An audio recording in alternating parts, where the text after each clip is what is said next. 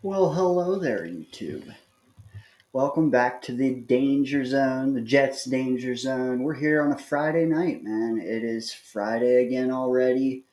Another week down, another Jets loss, death, taxes, and the Jets losing after the month of September is over. Those are the three constants, that I read about as a kid, and hey, they're happening. Anyways, I have some buddies of mine that are going to join tonight and help me out because it's always nice getting voices, hearing voices that you don't hear all the time. We hear so many of the same folks over and over again that I really wanted to get these two guys on with me tonight because honestly, I haven't really heard what they've had to say. And I don't know if you have either. You might have heard it via typing or whatnot, but we're getting into it, man. We're gonna find out what they have thought of October and November of the Jets football. We're gonna hear what they think about uh, this current state of affairs. I mean, we fired a coach, we fired a GM.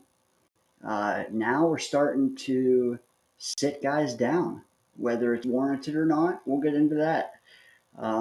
But yeah, let's hit the intro, and then I'll have them with me on the way back. So let's hear what Sean McAteer has to say for us. I love the show. I love you guys. Fucking let's go Jets. Jets, Jets.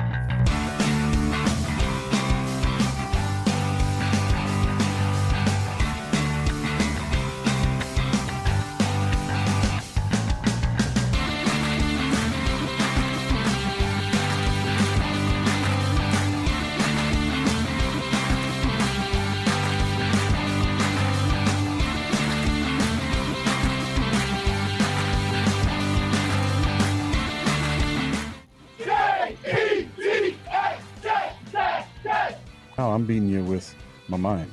And I can still dominate, I think. Dane, you're a legend, bro.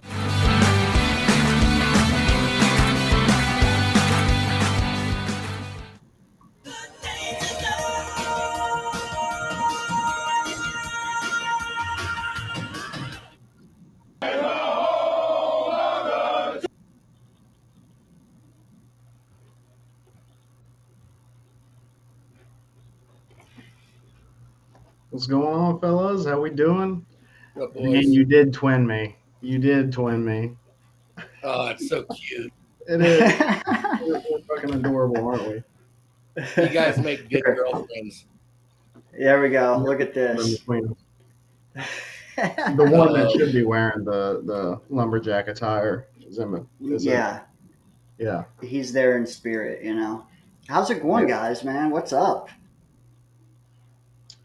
Are I you wish I could say broadcasting? better. What's that, Scott? I asked Dane if he's broadcasting from Ricky's house. Sounding a little gargled and funky there. Am I? Oh man.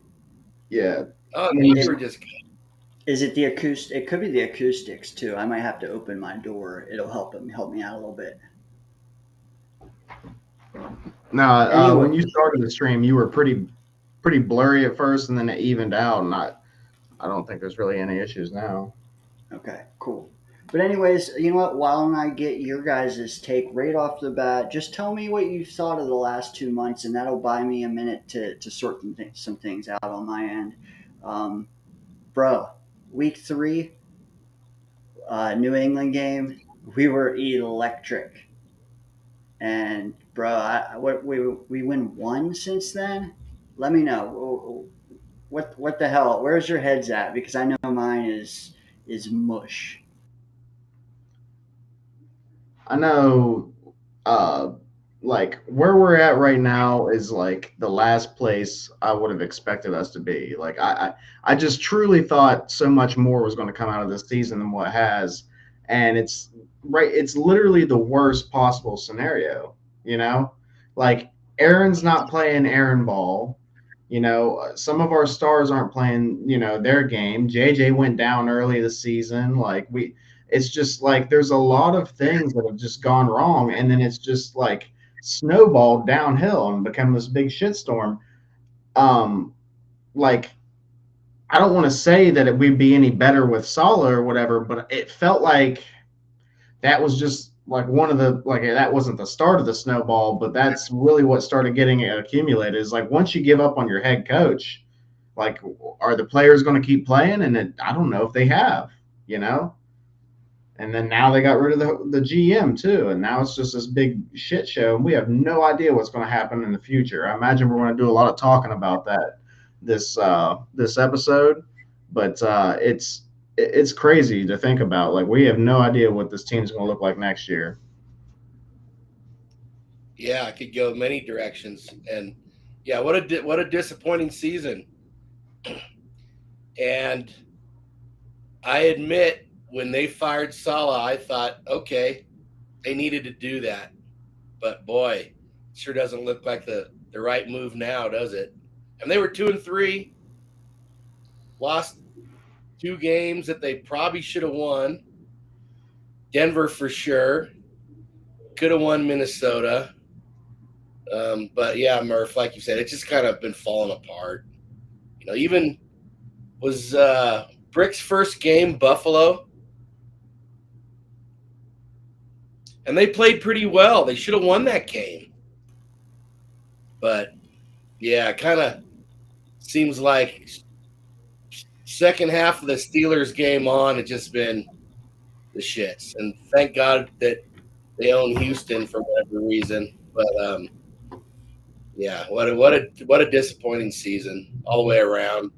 A lot of blame to go around.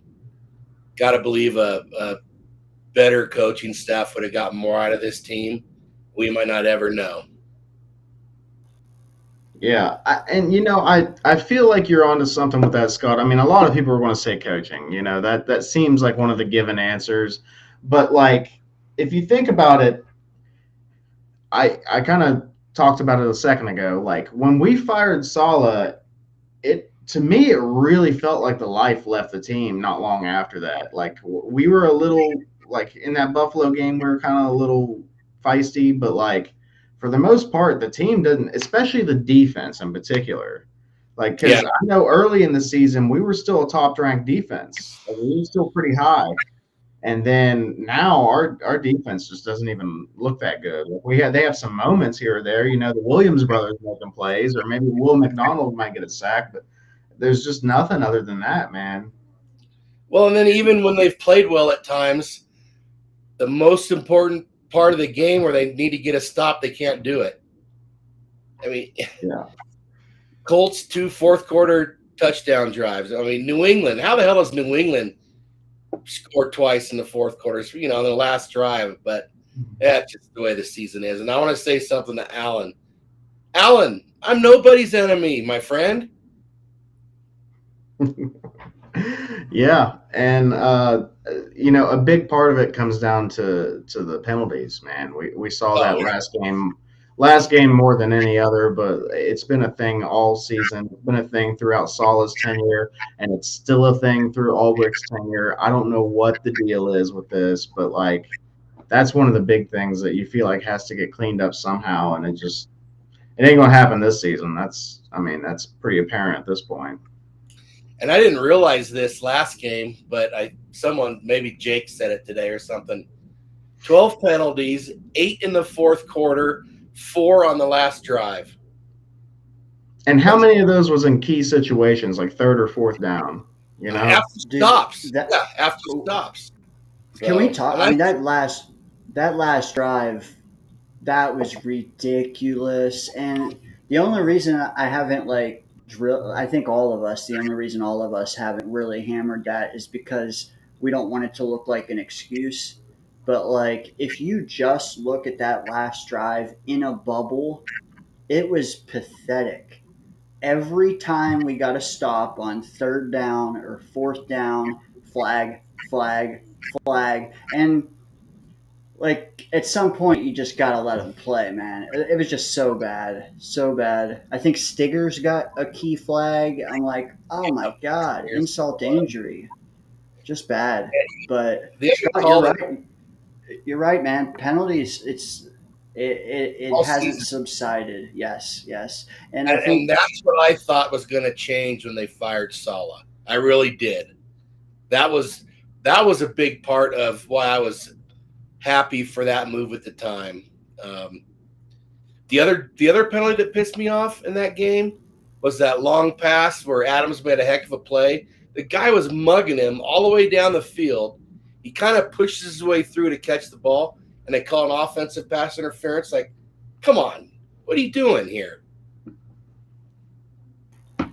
Yeah, and some of the penalties you can sit there and you can argue maybe they're ticky-tack or whatever, but like when you have that many, there's a lot of them that's on your team too. You know what I mean? Like you can say one or two, like the refs, like, okay, you guys are being jackasses, you shouldn't have called that.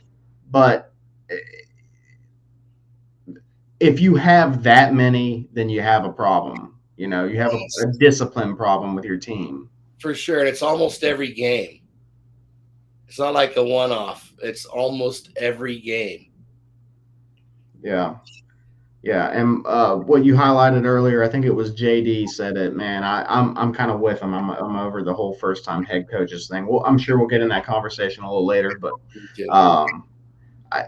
I think that's maybe part of it. You know, Salah not having the experience and handling a team along with all the other responsibilities that come with it, and making sure that they're disciplined. And him trying the whole all gas no brake mentality, and that causing everybody to be super aggressive and get a lot of penalties on defense. That could be a thing. And then Ulbrich with no experience either, and he's not going to change the entire mentality of the team halfway into the season. So I don't know, man. Yeah, bad year. Lots of blame to go around. Coaches, players, owners, GMs, you name it. The sad part is too, like, there's a lot of fringe bubble guys that, like, I would love to defend to the new regime, but like, even with the same regime, we were probably looking at 30% turnover this spring, maybe 35. Now we could be at like 65. Like, why pay a veteran 7 mil AAV? Like, let's say Conklin, 7.5. Say 2 for 15 or whatever he would command.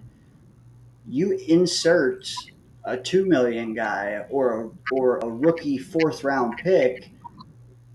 Is there really a difference that would make up for that money? So, like, I feel like we're just going to err on the side of full turnover. Anyone who's on the fringe. So, like, people say, "Oh, I love this Jets team." Well, next year it's not going to be the same team. There's going to be a lot of change, a lot. And I mean, yes, we need it, but there's also a lot of guys that like deserve to stay and may not.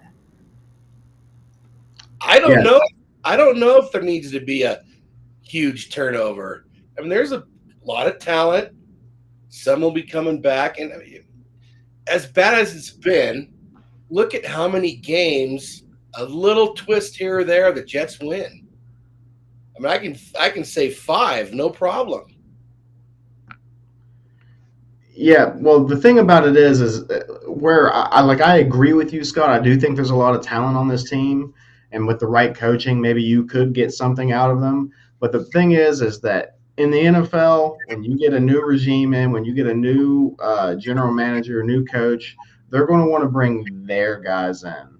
They're not going to want to fix what's already in here. They're going to ship out, everybody, but maybe one or two star players, a couple role players that they like, and they're going to want to bring their guys in. So there's usually a high turnover rate whenever a new regime comes in.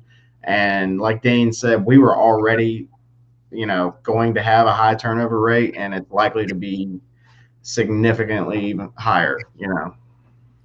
Yeah, but there's not going to be 70% new players next year.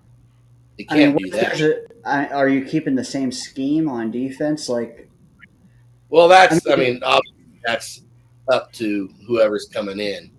because even let's say that we wanted to retain 70% of our team.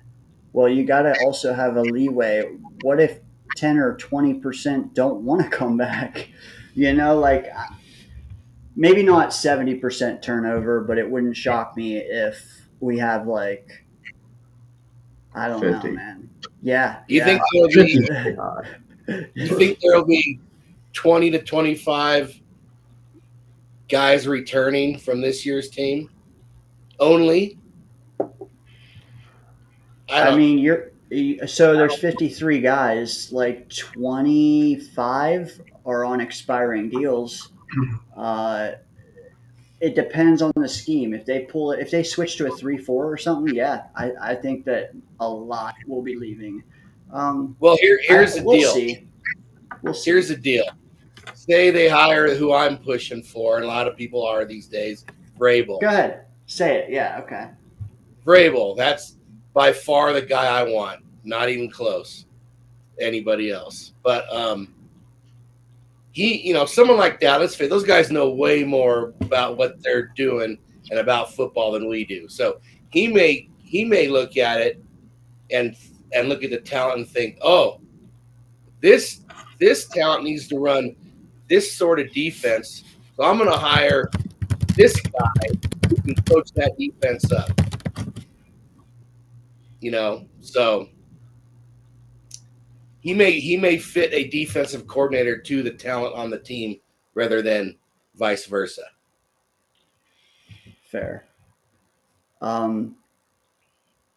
JD has a question here, and it sounds like you already answered it, but go ahead, Daniel. I want your take as well. If you had to pick one, who would you guys want, Flores or Vrabel? Between I do like both of the guys. I think I would give the edge to Vrabel.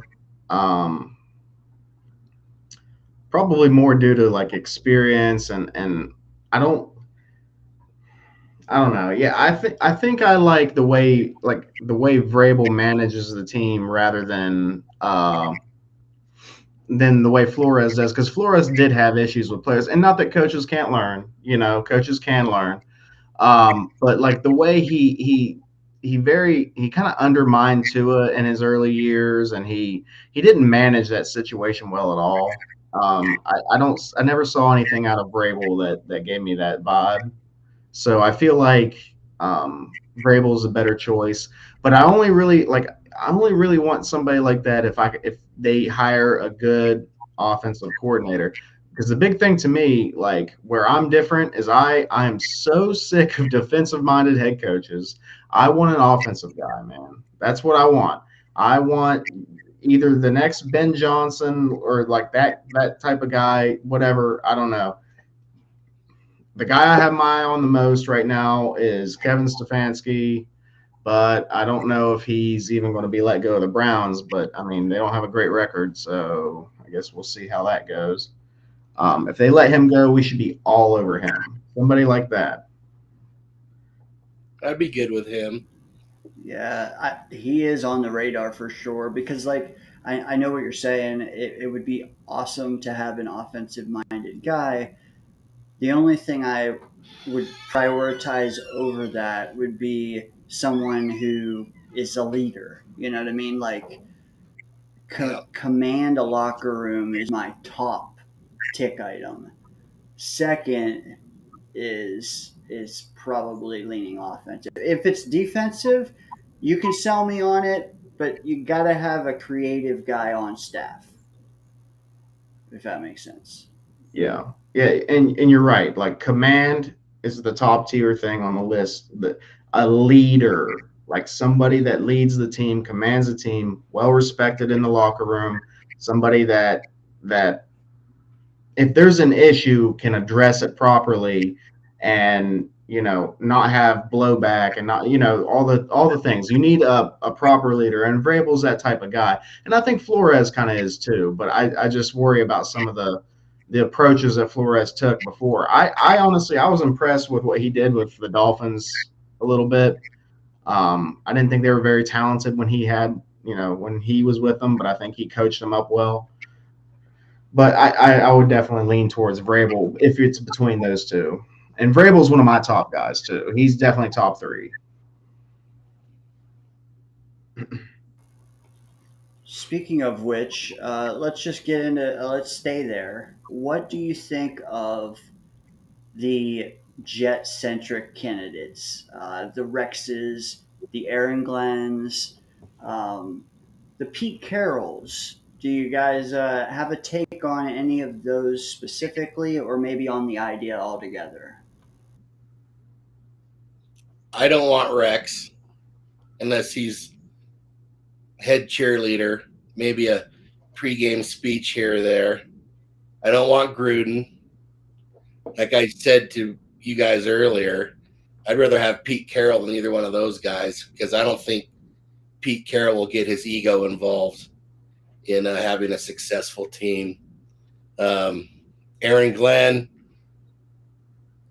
I'd rather go the Vrabel route for sure. Yeah, I'm pretty close. Like you said, I want experience. I want someone who's done it. Pretty close to what you're saying there, Scott. I don't want a first-time coach that comes from a defensive background. That is the very last thing I want on the like that. That is the bottom thing on the list of things that I would accept. I love Aaron Glenn. Appreciate what he did when he was with the Jets and things like that, and I hope he has a successful career. I do, but I don't. We're not ready for that. We've never succeeded with that style of coach. So. Yes, and that tweet right there, Buffalo, he really nailed it. Rex, he's been out of coaching a long time. See, I look at that kind of like how if quarterbacks have been out of football for a year or two too, they tend to have trouble when they come back. Look at what Aaron's having trouble with too. I'm not saying Aaron is god awful. I'm not saying he's like Deshaun Watson bad, but he hasn't been good. To me, he's been he hasn't been like the force multiplier. He's been more like the force equalizer. It's so to me, if you've been out of coaching for a while, the NFL changes year to year, man. So if you're out of coaching for 5 years, the NFL is a whole different thing when you come back.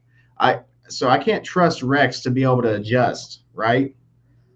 That's actually been one of Mike Tomlin's strongest things about him. A lot of people talk about his leadership things like blah, blah, blah, blah. Yeah, but Mike Tomlin changes with the times.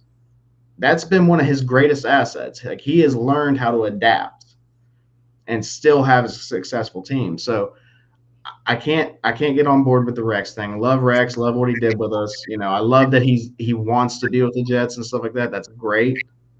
But I can't trust that he's going to be successful when he comes back. And then even before he left, when he left, we couldn't have an offense for shit, man. Like he could not figure out how to get the offensive side to produce anything. That's been a thing, and people forget that because all they remember is 09, 010. You know, well, what about 11, 12? You know, like those years were rough, man. Like, yeah, we had a good defense, but what's that He's good if you can't score points? You know, I mean, we saw that the last couple of years. So no Rex, no Aaron Glenn. Pete Carroll will be the only one that would be intriguing, but it's the same thing. He's been out of coaching for a year or two. You know, like I think I would rather just get with somebody that's been in the league more recently and maybe a little younger and maybe a little more adaptable. We don't need Jets ties to have a good coach, you know. Facts. And yeah, well, maybe they shouldn't have Jets ties. Let's yeah, be honest. honestly, You're probably right. I do like the idea.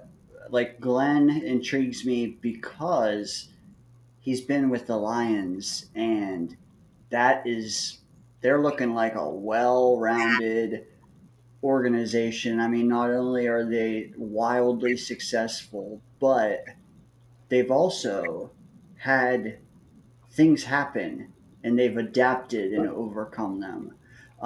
However, why don't we stick with the Lions, but dance on Oh, over to the offensive side of the ball? you stop it! You're giving Allen a hard on right now. know, he is one. Is there anyone in our entire fan base that doesn't have him penciled into number one? He's probably number one in my book. Yeah, I don't have him as number one. No. Who's your number one? Vrabel. I don't want a first time. He's not bringing that offensive line with him. Anyway, I want, like Murph was saying, I want someone that's going to toughen this team up, hold people accountable. I don't know that he's going to do that without Dan Campbell. Anyway, I mean, Good point. Yeah. Has he not learned from Dan Campbell though? Has he not learned how to coach a team? You would think. well, guys all like to do things their way once they get their shot. That's true. True. But I mean, I wouldn't be disappointed. He just wouldn't be my top choice, which was what the question was, right? Yes. So, yes. But Here's yeah, my thing. Team chemistry is going to be great if you're scoring 45 a game. Facts. I'm just saying. So I keep saying it. That offensive line's not coming with him. Maybe the Jets will have a good line, but they got the best O line in the game. That allows them to do a lot of stuff. I don't think our offensive line is that bad, to be honest with you. It's not. I don't think it is. Well, now that we It's got better. Tyron the hell out of here. Yeah. It's getting better, like we all said it would. They've been pretty bad at times. Boy, I've watched some of Baldy's breakdowns, and he's like, what are they doing? 3 guys going after the same guy and 2 guys rushing in. I mean, just, but it was going to take time for an offensive line to gel. That's just the way it is. They never played together. I want to point out Wild Wave put a combo in there that I love, and we may have discussed this before, Dane, but if you bring Vrabel in, you got to bring in Brian Hartline too as the OC. That is.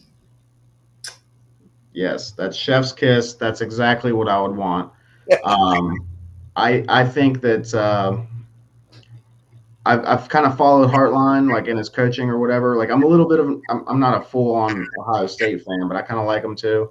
And I've kind of followed him. He was a wide receivers coach for him for a while.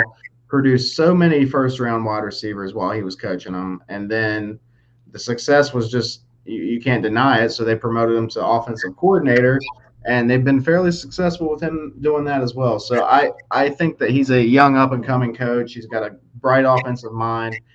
He knows passing schemes, passing concepts. That's what the NFL does nowadays, man. So that would be exactly what I would like. I would almost like that over the Ben Johnson hire. you know. Well, the thing about the Ben Johnson hire, okay, who's he bringing with him? Yeah. Now, if he brought like a Brian Flores as defensive coordinator, that would be a different story, you know, maybe. But he's already a DC, so And I don't that's know. the thing. Like, it's hard to say anyone definitively unless we were in those meetings and we saw the entire vision. Like, that's what I want. I want to see each guy's plan, you know? Um, and also, like, some guys are going to recruit more talent as far as staff goes, you know? I don't think anyone coming in is like going to be pegged as like a good chance of succeeding.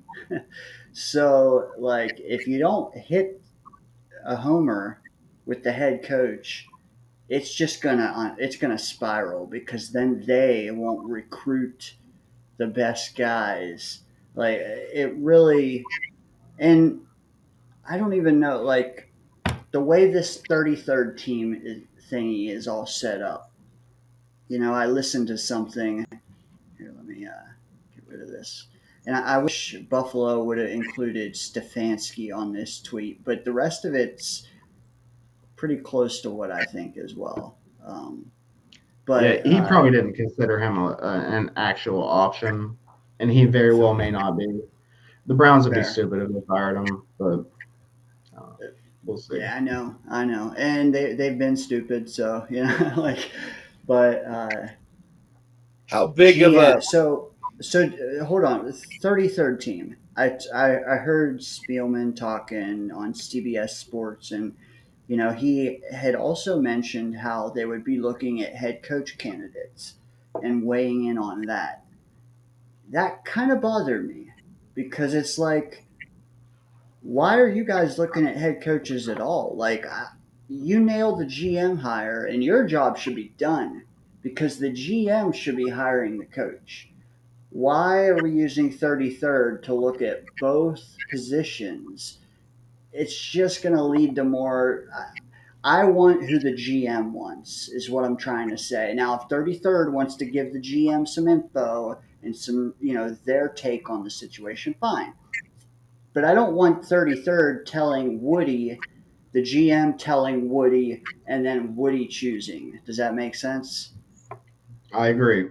I agree. That's Woody having his fingers into too many things. You know, um, the only thing I can think of that makes sense is that he's using the 33rd team to look into coaches so he can have the conversations with the GMs about like, you know, the vision for the team and things like that. Like, oh yeah, we like these guys because they seem to be strong minded, good leader, you know, whatever. But um, that to me is the only reason I see that it would make sense for him to be doing that. Otherwise, he's just being ridiculous and trying to control too much.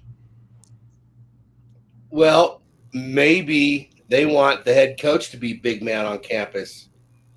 There are teams like that. I mean, Gruden, and not that it was successful, but his deal in Vegas, the Raiders, he was the head guy. I think Shanahan is the head guy in San Francisco. Um, Off the top of my head, I can't think of any other examples like that, but they're probably out there somewhere. I think regardless of however you know however you do it, I think that you have to find a GM and head coach that work well with each other. You know, like you can Absolutely. the general structure is like GM over head coach, you know, Yeah. so on. And that's fine, but even if you don't do it that way, as long as you find a head coach and GM that work well with each other, like because most of us can sit here and say Kyle Shanahan probably has more power with the 49ers than, you know, the GM. His name's escaping me. Regardless, the GM over there, Oh yeah, he used to be a player. yeah. Yeah, with We're at it. regardless, doesn't matter. Um, he probably has more power than him. Lynch, that's it. Lynch, John on Lynch. Lynch. Yep. He probably has more power than John Lynch, but those two communicate well and they figure out the plan for the team. And Shanahan gives Lynch an idea of what he wants in the players that Lynch brings in. He may not say, like, I want this guy, this guy, this guy. He tells Lynch, I want a guy that's going to be able to do this in this role, and I want another guy on this in this role that can do this, this, and this well, because that's going to be very important to how I structure my offense or whatever it may be. And that's the big thing. So you have to keep in mind when you're hiring either or if they're going to be able to work hand in hand with a GM or a head coach and figure out how to bring the right guys in. And that's actually something that I thought that JD did pretty well with Saleh. He seemed to bring the guys in that Saleh liked and Saleh did well with, especially on defense. But the problem is that Saleh apparently can't coach, you know. And you know, JD had his flops, you know, but Well, and that's where I see a problem with Rex. Is Rex going to listen to anybody? that was kind of the problem before, you know, with Rex. He had issues with Tannenbaum, right? Yeah. Oh, Andy Reid, there's another example. Guarantee he's big man on campus, but I bet he works well with whoever their GM is. Yeah, I mean, if you can just provide your vision for the GM and the personnel staff, and they'll find the guys, you know, as long as they're, you know, not stubborn and they just like their guys, you know. But that's how you need to structure it. Well, and there's The other where way, there's where it went bad for Vrabel. If I recall correctly, they fired the GM, and maybe he had something to do with that. But then they hired this other guy, and I can still remember that how disgusted he looked on that draft day trade when they traded Brown to Philly. He was pissed. Vrabel was pissed. Yeah. Can you blame him? AJ Brown's a monster, dude. No, he might be a douchebag. He might be a diva, but he's a monster, dude. On the field, he's ridiculous. Oh, yeah. That's a difference maker. And then you saw what happened to Ryan Tannehill after he left, you know? That age started catching up with him real quick. Yeah. Yep. If I could just take a moment, glad everybody in the chat is with us. I appreciate you guys joining. If you could, hit the like button. Looks like we only have a couple likes so far, so it would go a long way if you guys could hit the thumbs up on the video. We have been talking head coaching. I don't know how much. Well, I know you guys dabble with college football. Some of you way more than me. Others about the same. Let me ask you: have you been watching Penn State at all? And the chat wants to know what you think about the Penn State quarterback. I haven't seen him play, so I'm not even going to comment. So because I do watch a little bit of Ohio State and stuff too, and then my Mountaineers played Penn State first game of the season and got beat down. I've kept up with Penn State a little bit, especially after that first game when I watched it. That's whenever he kind of stood out to me. I'm like, holy crap, who is this guy? You know, and I've kind of kept up with him throughout the year. Everything I've seen out of him, I like him. He seems like he gets it. Like he knows how to play the position of quarterback. He's not the flashiest dude. Like he's not, but like he seems like he gets it. He's not very mistake prone. He seems to do what it takes to win the game generally, or at least give the team a chance to win the game. And that's what I like out of a quarterback. To me, he's like a safe pick, but he may not be like, if you're drafting him, you might not be getting a Hall of Fame quarterback, you know, you might be getting a Kirk Cousins or something like that. But I would take a Kirk Cousins after what we've dealt with. I mean, even Aaron right now isn't as good as what Kirk Cousins has been the last few years. I mean, Kirk's probably not that good this year, but Yeah, you get what I'm saying, though. Like a good quarterback, and that's what I kind of see out of Aller. So I like Aller, but to me, the high, if you want the high end guy, you're looking at Cam Ward. But that's a little bit more bust risky to me. I'm going to watch Penn State tomorrow. Go Ducks. Let's go Ducks.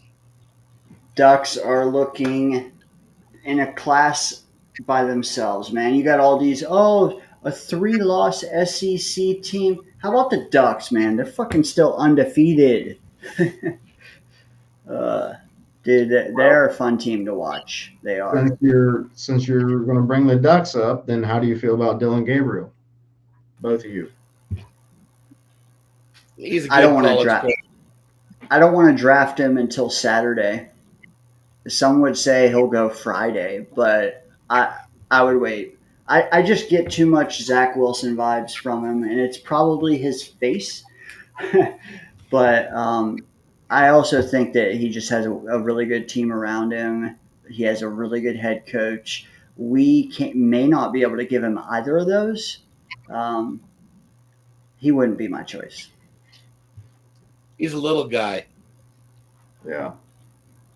And he's on what, like year 5? Hey, Drew Brees is only 6 foot. You saw what his career was like. Yeah, but there hadn't been a lot of those, and he's not even 6 foot. Dylan Gabriel isn't? No, I think he's listed as 5'11", which probably means he's 5'9" or 5'10". He's 5'9.5". Yeah.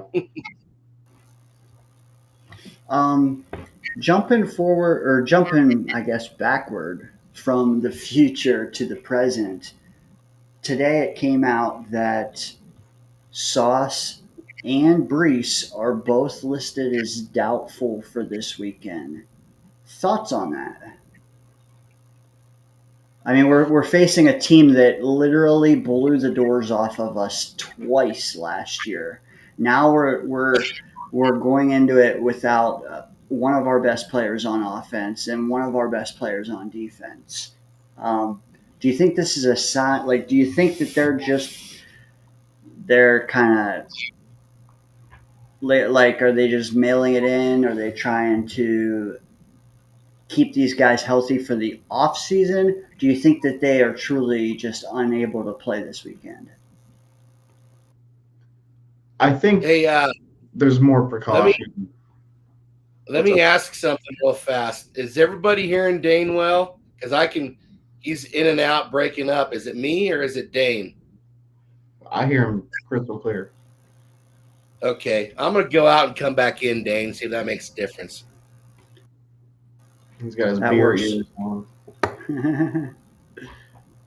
No, so I think that they're going to be a little more precautious with their players like that. I don't think that they're force sitting them, because they were saying Brees was banged up last week, and they played him, Yeah. And he was semi-effective, but we've seen better out of him. So maybe they're like, okay, he's a little banged up. Maybe we'll sit him for a week or two and see how he feels. Sauce, that kind of hit me out of nowhere. I didn't even realize that. But I know he's come out of quite a few games for a few plays here and there. But he's always kind of been like that. Like him and Garrett, they'll get hit pretty hard, dinged up, for a couple plays, and they'll tough it out and come back in. So that's something I've always And liked about them. But I guess if Sauce says he has, if he's got a sore hamstring, they're probably just like, you know what, playoffs aren't in reach anyway. There's no point in force, like, if we were, uh, if we were like 6-5 or something, then it's a different story. Then we're like trying to get a playoff spot, trying to, I'm sure no need for that now. So there's a little extra precaution there, but I don't think they're force sitting anybody. right. Daniel, I see your question. Are you surprised that there has been so little talk about the Jet Dolphin game? I've never heard so little. You know what? It's kind of frustrating because, like, and mind you, I dialed back my content consumption drastically these last 2 weeks. But I will say, like, it kind of is disheartening that when you do pop into a channel, they're not even willing to talk about the game. Like, and I get it. You want to jump ahead. You want to get a head start on the draft analysis. You want to get a head start on the GM and the head coach. But here's the thing: like, there's only 5 games left, and like once they're done, like that is five. Like that's what 20 quarters of football. Once that's done, we're going to be talking that other stuff the entire time. There's going to be no more like I don't know. It's just frustrating because, like, I do think that you should still give it even 5 or 10 minutes to talk the game, and we will get into that when Scott's back and you guys are chopping it up. I'm gonna pull some screen grabs of just kind of what that game is looking like, but just back to the point about Brees and Sauce. My initial take on it was, and it's kind of cynical, but I was kind of happy about the Brees news. Full disclosure, I was kind of happy because I've been dying to see Braylon Allen. And not just more of him, I want to see what he looks like carries 10 to 20. You know, we've all seen him in spurts, and we've all seen defenses struggle to tackle him. I want to see what they're like with a full Braylon Allen dose. I'm dying for it, and I will be keyed into this game, maybe for that reason alone. But I will be watching him like a hawk. Does he tire out? Does he get like? Does the defense tire from tackling? Like, because I have a feeling I know what's going to happen.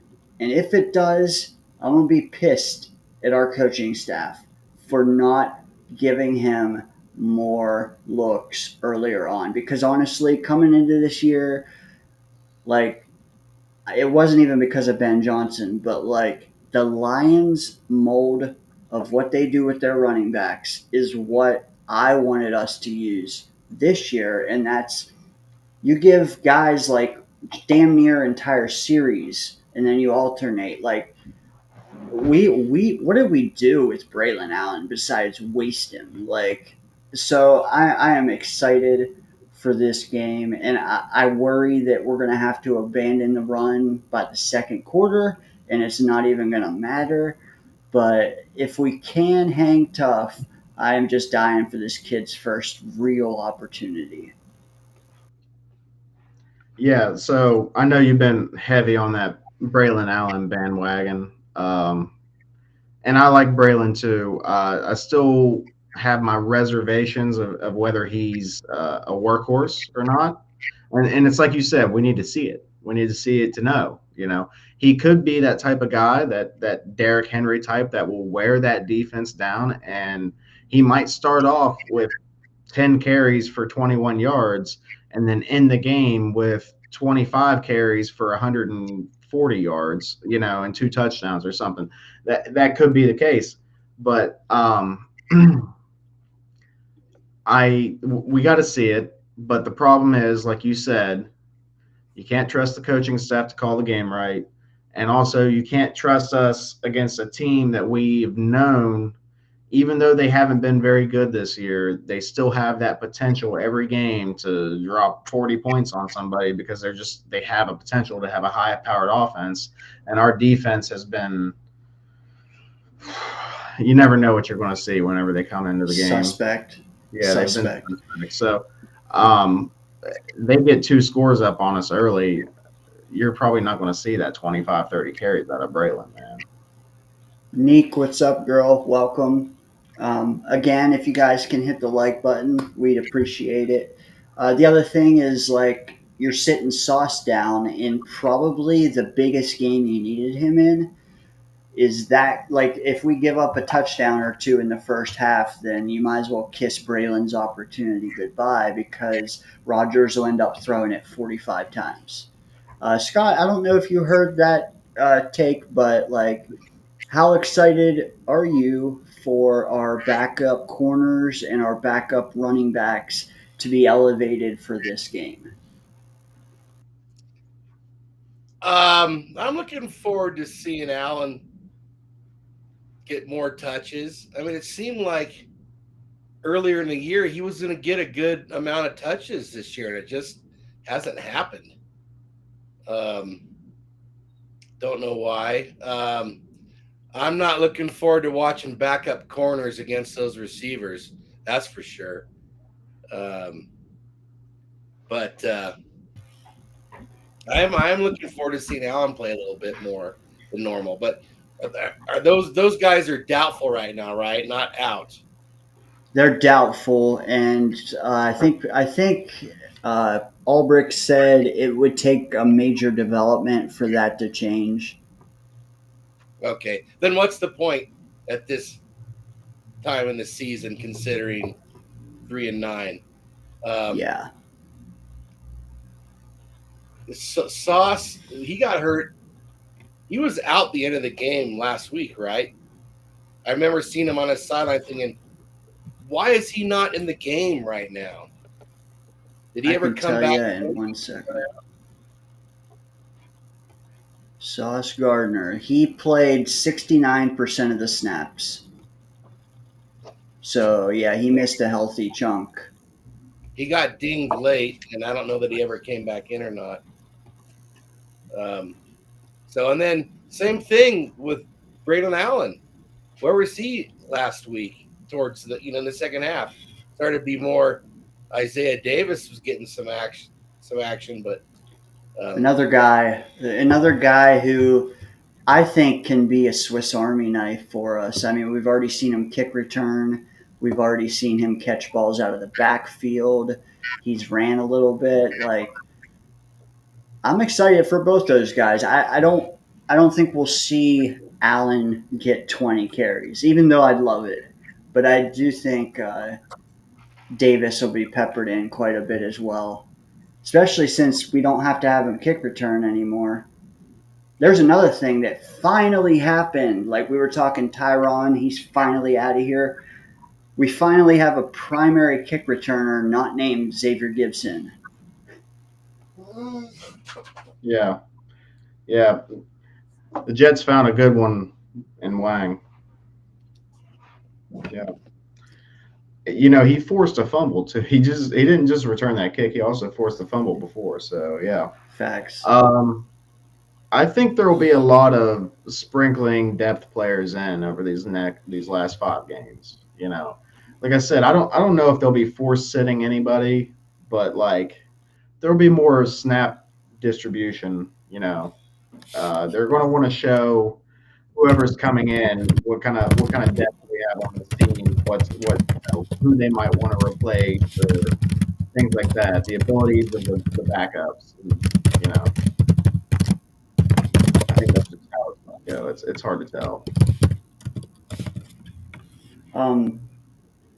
I guess Eccles is getting the start, and he's in a contract year.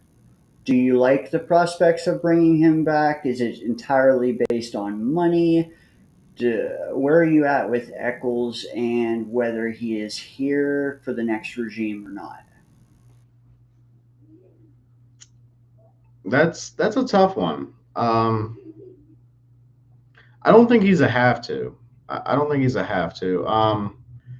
We have our nickel, and Sauce is here for another year. Reed is probably out, so you got one slot open. We may fill that in free agency. We might draft somebody. It's hard to tell. You could bring Eccles in as a buffer to be sure, but it also depends on how you feel about Stiggers and what's the boy from LSU with a double name? I can't remember his name off the top of my head. But anyway, JBC. JBC, yeah. So maybe you look at JBC and Stiggers as being at least close to the level of Eccles. So it's like, why put the money into it, So it depends on a lot of factors, really. But I would say money is the biggest dependent. If he's willing to take like a 1-year deal for a few mil, they might bring him back, But if he's wanting something a little more steady, if he wants like a 2 or 3-year deal somewhere for maybe a little more money, no, they probably won't do it. Would you do 3 for 10? Probably not. That's close Scott, though. Scott, what do you think of Eccles?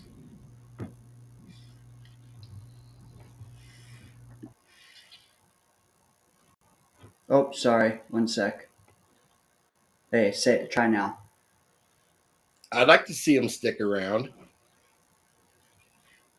Maybe like another 1 year deal. Are you starting him across from Sauce? That's my question. Well, I mean, you can't really answer that right now, right? Right. I mean, if we had to, we could be in worse situations, I think. But like Murph said, free agency, the draft. Um, but I wouldn't mind him being on the team, that's for sure. And Alan brings up a very good point. And guys, if you haven't seen it, uh, the Michael Nania, the X Factor, came out with an article specifically about what Sherwood could command on the open market. What do you guys think about our linebackers? Because to be honest, I think that's another thing that we can't really answer right now because it depends on the coaching staff. But like, we just put Mosley on IR today. Is it his last game in green and white? Also, Sherwood, he needs paid because he's expiring. Quincy could probably use a raise. I don't know if he'll push his luck or not this year, but is Sherwood a guy that you want to give 3 or 4 years to? And honestly, it's according to Nanya, it's looking like around 8 million AAV.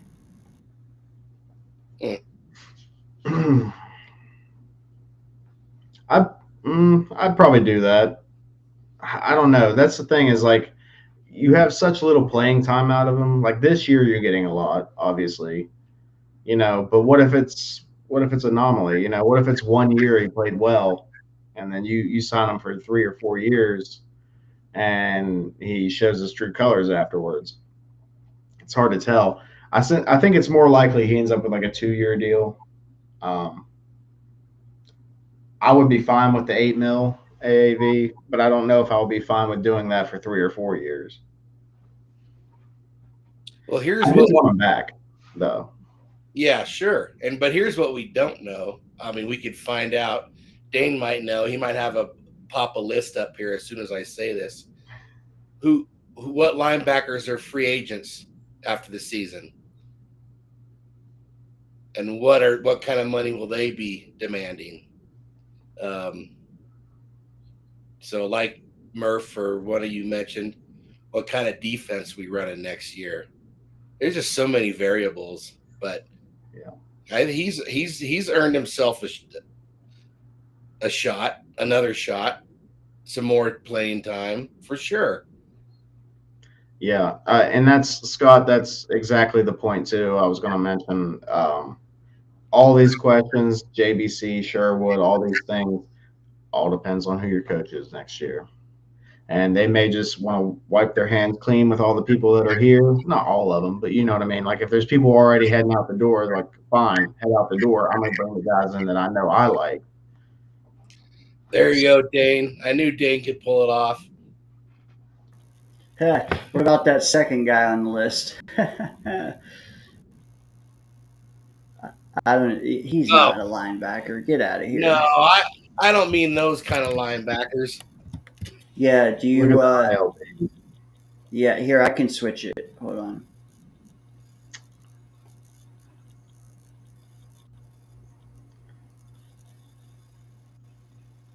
Wow, really? The top is 8.5. That's it. Looks like Man, those are a bunch of old guys. That's what they got paid this year, at least. Let's look I at could outside. swore Roquan Smith was making more than that. That's crazy. Maybe his deal was front loaded. That's always a possibility. Backloaded. Well, if it was backloaded, he'd have been paid a lot this year. Backloaded is the back of the contract. like that's heavier on the back. That would make him more expensive on this list, right? Because previous AAV is what they got paid in 2024. I'm saying if he got paid a lot up front, it could bring him down to 8 right here. Oh, you're talking about like signing bonus, like type. If he got a You lot in you a said it. signing. You're shocked that he's getting 8.5. Yeah, I'm saying maybe he got more earlier in the contract. That's all. You know, Oh, okay. I don't know why he's at 8.5, but yes, Scott, these are older guys, and there's nothing jumping out. I mean, it depends on the scheme we're running as well. Yeah. Just look at outside linebacker real fast. After the first couple guys, not a whole bunch of household names, that's for sure. But I mean, Kaiser White, so WVU boy. so much obviously will depend on who we Shaq Thompson, uh, on who we bring in and what they're running. Honestly, though, without even looking at free agency, I do want Sherwood back. And this is his first taste of money. I don't think he'd seek the bag, but I mean, if he wants 10 million AAV, then I'm good on that. Yeah. The other thing is mostly if he's done, he's kind of fucking us because most of his money for next year is already paid. So like, ugh. Thanks, JD. I think cutting him saves us 5, but we already paid him like 11 of it. So out of his 16, he's already getting 11, and he's gonna what play nothing. Yeah. How much money can you sink into the middle of the defense when you're already going to need to replace DJ Reed? So like, and Kinlaw and Reddick, you know what I mean? Is this coming year, like not this year, but this next year, is that going to be Quincy's last year of his deal? I believe so. I'll double check. Just So give then me a you got to minute. worry about that. That Wild Wave brought it up. He thinks he's going to hold out, and that would be something I wouldn't be thrilled about having to deal with in the middle of a regime change and trying to figure the money out on everybody else. Yes, 2025. He is a cap hit of 8.1. And it's his Quincy. the following year is void. The following 2 years are void. So Okay. yeah, Yeah. I don't know if we Yeah. can play the whole. Do you want to play with your brother? Like that's not going to work this time. We did it once. Maybe it'll work again. Different GM trying to use the same tactic. Um, Neek is saying that there's a big group of guys that are out and questionable for game day for Miami. Are you aware of any big names? I haven't seen a list for them yet. I haven't even looked. I meant to do that before we hopped on actually, but For what again? for Miami, do they have a lot of people injured right now? Oh, I can bring up the injury report. Just give me Yeah. a moment.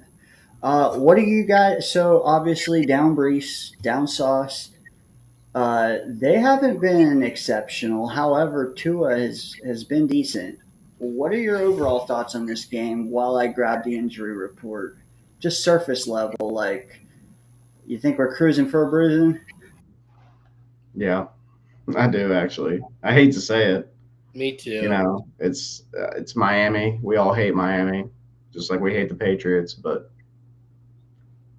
they have a pretty solid offense, regardless of circumstances. Even though they haven't been winning a lot of games with it, neither have we. We've won even less games. They got a solid And defense also. yeah, I mean they definitely have some players that I like on their defense, but I think that we're just the team that it seems like our team is so emotionally based. Like one thing goes bad, and we just fall apart. They get up 2 scores on us, we'll just fall apart. It'll end up being a blowout or something. And hopefully it doesn't come to that. But whoever said it earlier, I think it was Daniel Meehan was talking about how nobody's talking about this game, and it's like, well, both the teams kind of stink, so that's probably why. Everybody, Definitely. Yeah, it matters. And both the teams, like I know we've segued to future talk. Maybe they haven't as much because they didn't lose their coach and their GM already. But so looking at the injury report here, it looks like nobody for them has been ruled out as of yet. Nobody is listed as doubtful either. It's a whole bunch of questionables. Although I will say it looks like Teron Armstead is looking like he might not play unless that's a pattern for okay, so if he didn't practice again today, he's probably out. Um, the other guys at least got to limited practice today, so they'll probably be all right. yeah, yeah, it's looking like a lot of those questionables are probably going to play. I mean, I'm looking at Friday. If you see FP on Friday, then likely they'll play. You know, Facts. it means they fully practice. So yeah, but Teron Armstead, you can't downplay that. That is a hit for sure. But will McDonald and Reddick be able to capitalize on that? Maybe. I would hope so. It would be not, man. Okay, here's a prediction question for you. How many sacks does Will McDonald close the year with? What was the question again? I'm sorry. Will McDonald, how many sacks by the end of the year? He's at 10 right now. 13.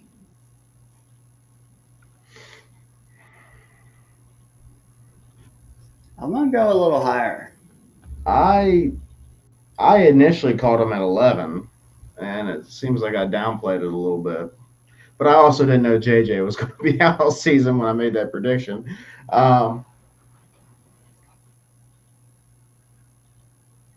I don't think I can go higher than 13. No, well, 5 games left. It's the thing. Like, does Reddick just get sat the hell down? He's not gonna be here next year. Like, are we getting blown out in some of the final game? I would go. Let's see. He's at 10. I'll say 14. I will. We'll see. But Yeah, I think 13 is a pretty good number.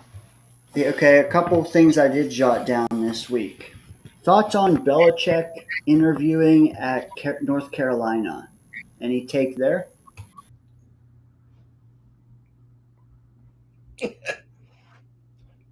Murph wants nothing to do with it. Wild Wave is penciling in 15. I like it. I actually liked Mac Brown, like as a college coach, but I don't know, things kind of fell apart there, in North Carolina. But um, I Belichick, think our whatever.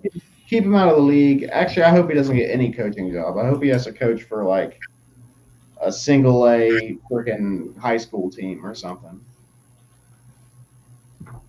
For all I care. But Here's a question that I heard this week. So I was watching the flight plan with what's his name, Zach Rosenblatt and Will Parkinson was on, and they were talking. They mentioned a kind of that I wanted to pose to you guys. Say that our pick this year is between 8 and 10. Would you, if Minnesota calls us, say they want to extend Darnold? Would you trade pick number 9 overall to Minnesota for JJ McCarthy? Hypothetically speaking, let's say that they just want their pick back, similar pick, and hey, McCarthy was with AOC for a year, or whatever that coach, KOC. Would you do that?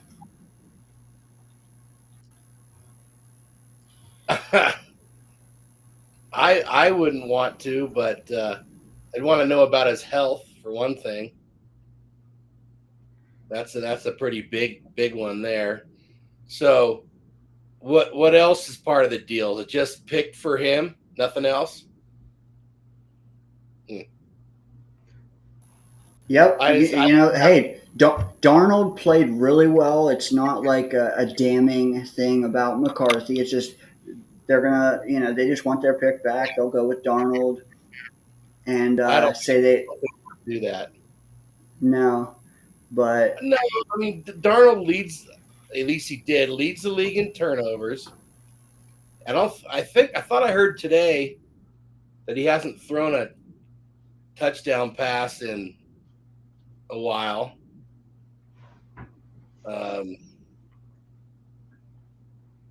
But yeah, who knows? I don't see it. I just don't see it. But that is not your point. I would not be comfortable doing that because I wasn't high on McCarthy to begin with.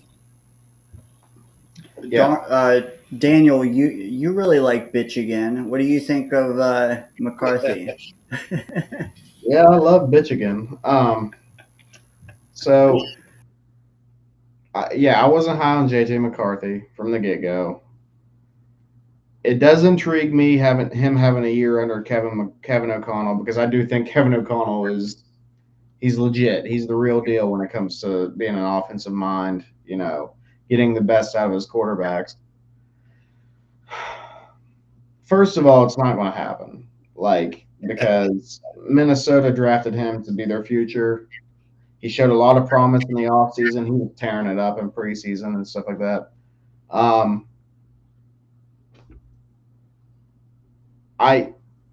First of all, when you draft a quarterback number 9, you're drafting him with the 5 years in mind.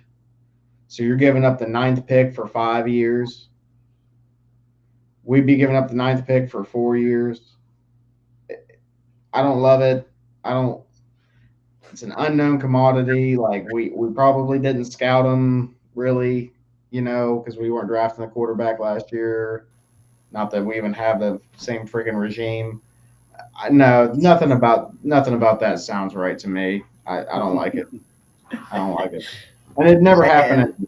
They want that's going to be their golden boy. You know what? If we're doing that, give me Penix. That's my take. I was high on Penix too. Yeah, but Penix may be Atlanta's starting quarterback before the year is over. Facts. Maybe. Hey, he got into that game the other day. He didn't look bad either. But again, that wasn't my idea. I don't know if it was.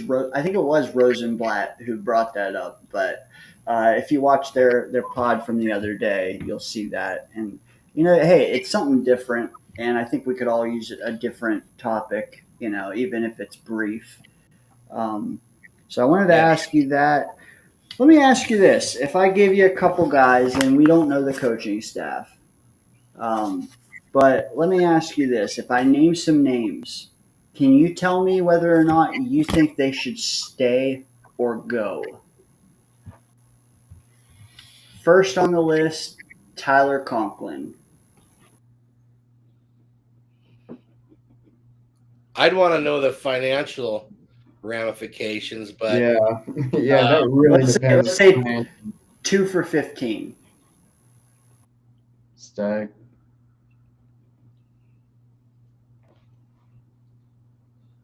Is he a free agent at the end of this season?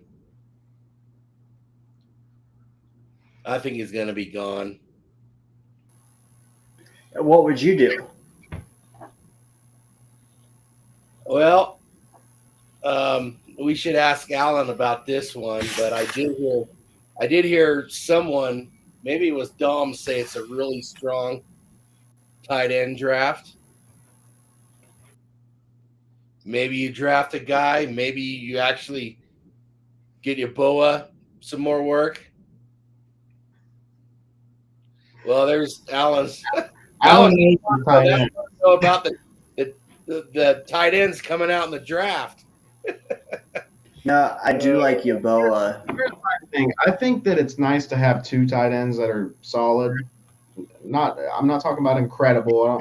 You don't have to have two Travis Kelce's, but like I'm just saying, like you should keep Conklin on a reasonable deal. 2 years Sure. is like a long term thing.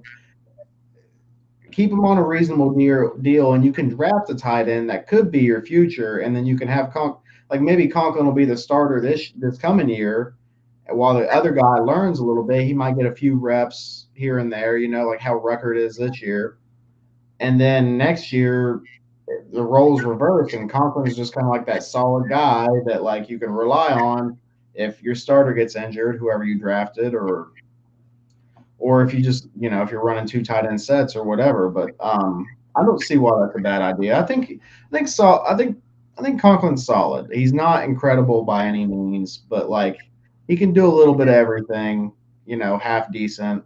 Why not? I like Conklin, but of course, money comes into play for all these scenarios. Yeah. I kind of wish that we had some plays where he was the primary read, you know? Because like so much of being a tight end, you know how people are with fantasy football and stats. Like so much of their valuation of a tight end is how often they get targeted, how many times they catch. It's all volume dependent. What I will say is I feel like if you get the ball in Conklin's hands and he has space, I like what he does with it. We just don't do it. It's sad because I think he can be up there maybe. And coming into the year, I thought he was like fringe top 10, maybe like 10 to 12th tight end caliber. If you don't target him, he'll never be top 20. I drafted him in fantasy football this year, but since the first New England game, not much to talk about. Tight ends in fantasy have been weird this year anyway. There's only like a few that are worth a damn, and that's about it. So, but I think he's solid. But I think Dane's got a point. What can you do if you're not getting any targets? But I think he's been a solid blocker this year, even more so than the previous years. Like I said, I think he's like solid all around. Why not keep him around? Not a superstar, but solid. No. Guys, I did post the link in case anyone wants to hop up. Maybe they got a Jet question or take they want to share. Okay, that's Conklin. We kind of broached on it, so we'll just do it real quick. Mosley, especially knowing that he's 2/3 paid. Does it sway you in any way knowing he's getting 11 to walk or 16 to stay? Man, with the injury, I don't know. I hope. Let's assume he wants to stay. Are we assuming he's going to be healthy next year as well? Yeah. So that's He's the older, thing is though. I'm assuming he's probably not going to be healthy. I'm assuming that injury is the nail in the coffin for his age because he was already showing his age this year and a little bit last year. I love Mosley. I love what he brought to our team. I love how he wanted to turn the Jets around and be a part of the turnaround and stuff like that.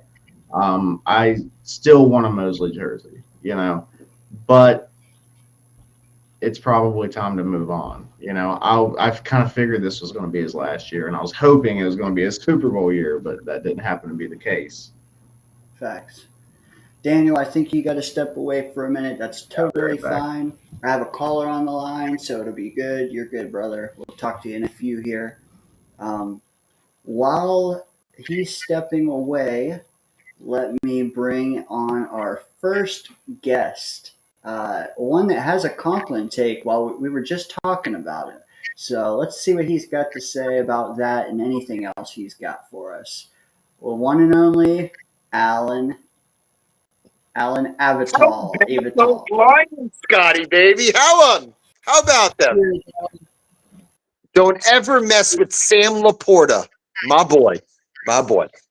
I knew you'd want to talk some tight ends. I love the tight end position. I love the two guys that are going in the first round. I don't think we'll get either of them, but I love both of them.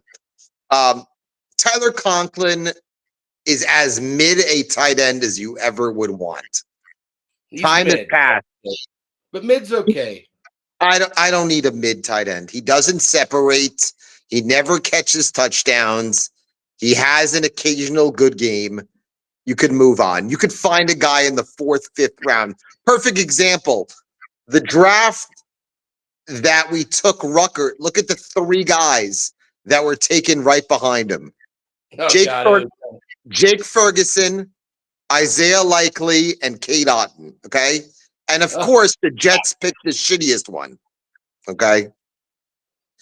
I would take it. The local boy. Yeah, he sucks. He sucks. Again, I'm looking at 2025 as an app. Great. He's garbage. I look at 2025 as an absolute rebuild. Because in my mind, I think they're going to have about $90 million of dead cap. Because I think they're going to take the entire $49 million of A-Rod and put it as dead cap in 2025. Just kill it all at once, huh? Kill it all at once. They also have, if you've seen over the cap, they have 6 or 7 guys that will not be on the roster in 2025. But we have to pay their void years. We're talking about Reed. We're talking about Reddick. We're talking about Kinlaw. We're talking about Smith. We're talking about Conklin. So again, next year, in my opinion, will be a 4-13, 5-12 year for the Jets. Agreed, Bite the bullet. Which sets us up. Hey, the QB the next year, right? Yes. Isn't that what was supposed to be happening to the Broncos this year? And now look at them. The difference is they have a great coach. They do. And they have an aggressive defense. And they have an underrated quarterback. They do. All y'all underrated him. I thought he was a 2nd, 3rd rounder, so I definitely was one of them. He reminded me a little bit of a Breeze. He was like Breeze light, in my opinion, because he's a guy who could move and throw in spots. Doesn't have the greatest arm in the world, but he was an experienced quarterback. He played at Auburn, transferred to Oregon, and really built up his stock. I give him credit. And he's a better athlete than people thought as well. Yeah, absolutely. He is. You see, I know people are talking about Dylan Gabriel. Dylan Gabriel is a shrimp. I am not drafting a 5'11" quarterback. Yeah. I'm not drafting if he's even 5'11", Alan. That is correct. but the problem again, I don't know if there is a coach out there of the Sean Payton caliber that can change this team in 1 year. You're going to have to bite the bullet, unfortunately. And next year, you see, the question I have going into next year is, will Garrett Wilson want to resign here? And if not, do you trade him before his 4th season and get a king's ransom for him now? Oh man, that would break a lot of hearts. It would, but unfortunately, he's going into his 4th year, about to play with his 3rd starting quarterback. He sees all the talented wide receivers around the league getting balls, making playoffs, and getting paid. Why shouldn't he be one of them? See, here's the thing. Like, he's going to have to hold out. He'll have to hold out 2 more years if he wants to leave, right? I think they should. I think they should look. They should explore the market. Oh, I trade don't him. say you get. I don't say you give him away, but I would. I would explore what a team would want to give up for him. It's not a great. It's a decent wide receiver class. I like the kid out of Arizona. I like the kid out of Ohio State. But Garrett Wilson on his 4th season could command a really nice return. I know Jet fans would go absolutely apeshit if they traded him, but sometimes you have to think about the long haul. And in 2025 and 2026, when he's in year 4 and year 5, I don't see this team contending for anything. And if they don't have what he sees as a good quarterback on the roster, he's going to walk. He's going to want to walk. At some point, too, Again. the kid, we battered and bruised that kid's emotional state like none other. I'm not opposed to trading one of the core 4. I think.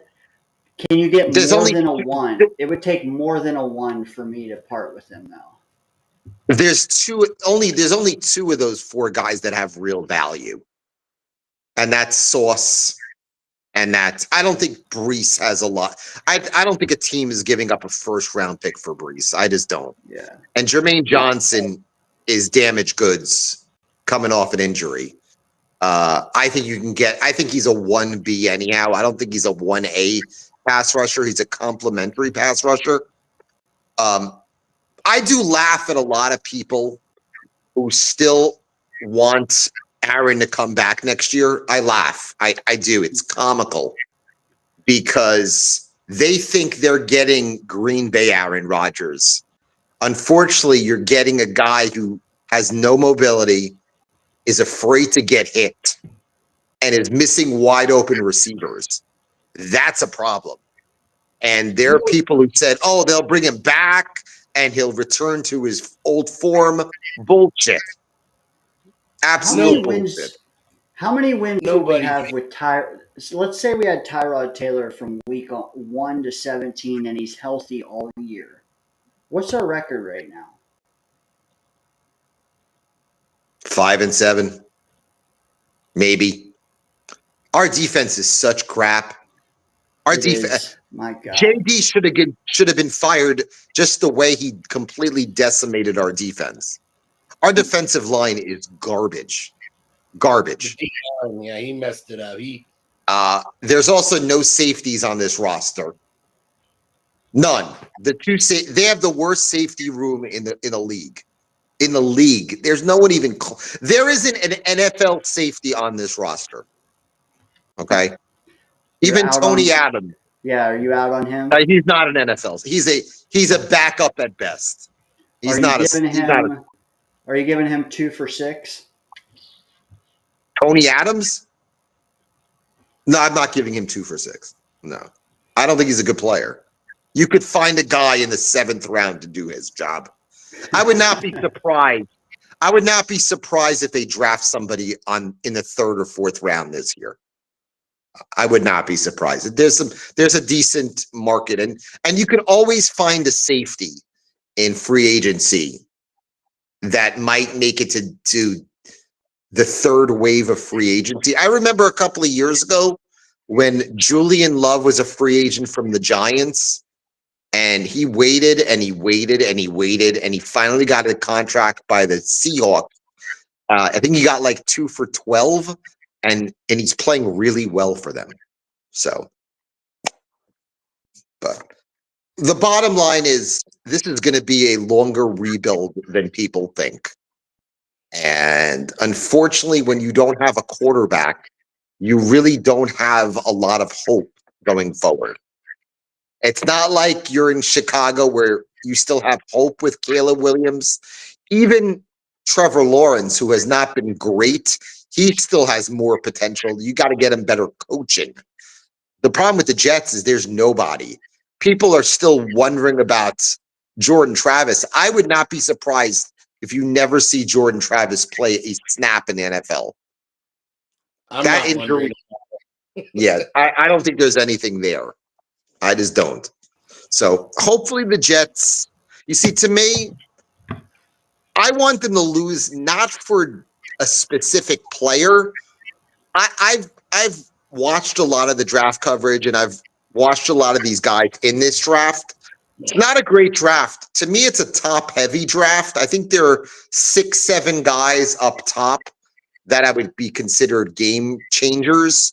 And everybody else after that are just players. So ideally, I would like to grab one of the 3 defenders, either Graham or Johnson from Michigan or Carter from Penn State. Those are the 3 guys. One of those 3 would be great. I don't want Shedeur Sanders. Cam Ward is a project. And Travis Hunter, I don't even know what position he's going to play. I don't think they'll play in both positions. He'll go high because he's a freak athlete. But I worry about a guy that wants to play both ways. And you'll see there's going to be friction with him and the team who drafts. I don't think he's forcing that at the pro level, is he? You never know. You see, I would play him at corner. That's just my opinion. Yeah, I would. And then you give him a package on offense if you need him. But honestly, I love the prospect of having him across from Sauce. Maybe teach him something, but it's a lot of some capital in the secondary. And I don't know, Mason Graham though. Whew, he would be a fun player. He's a fun player. Yes, I would love him. I really would. What's up, Dan? So how you doing? It would be not bad. I'm actually watching Boise State. That running back is a monster. That running back is special. Yeah, he went to high school about 10 minutes from where I am at. He's a Frisco kid. Yeah. I think he'll go top 15.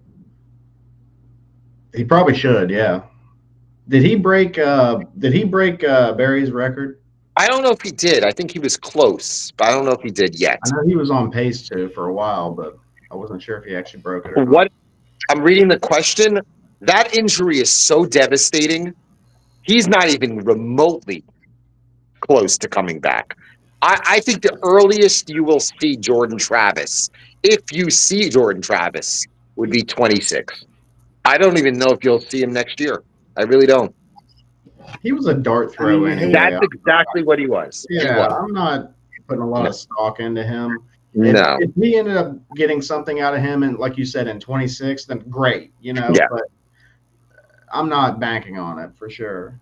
As far as the coaches are concerned that you mentioned, I worry that Monken wouldn't come here because I think he's a little pissed still that we took Gase over him. I think there's bad blood there. I think a lot of people in the Jet room wanted him, but Woody decided to call Peyton Manning and Charlie Casserly, and they chose Gase instead. I also don't think Monken would come here because why would he come here when there's really no quarterback on the roster for him to mold? If I was Monken, I would rather go to Jacksonville and see if you could actually try to revitalize Trevor Lawrence. I'd rather go there. I look at that in a different way, though. I think a lot of times coaches, they want to start with their own. Like, they want to plant their own flower. They don't want to try to revitalize one that's already withered away halfway. Like, you got to think, Lawrence has been through 2 coaches. He's seen a lot of toxic behavior with the Urban Meyer area. And then, with the new coach, it hasn't gone so well either. So does he want to try to, get rid of bad habits with a quarterback that, is talented, of course? Or does he want to just draft his own talented quarterback and start from square one and teach him the way that he wants him to run the offense? Think about this. Lawrence is a Georgia kid. He coached at Georgia, so he knows the type of player he is. I think he would Lawrence look at a went to Lawrence. What? Lawrence went to Clemson. I Trevor think Lawrence? is he from Georgia? I think he's from Georgia. Maybe. Yes. I can't. I believe it. I know he played against what's his name? He played against Justin Fields in high school, I believe. Yeah, they were the top 2 players going on. Yeah. But I think a Monken would look at that as a challenge that he'd be excited of.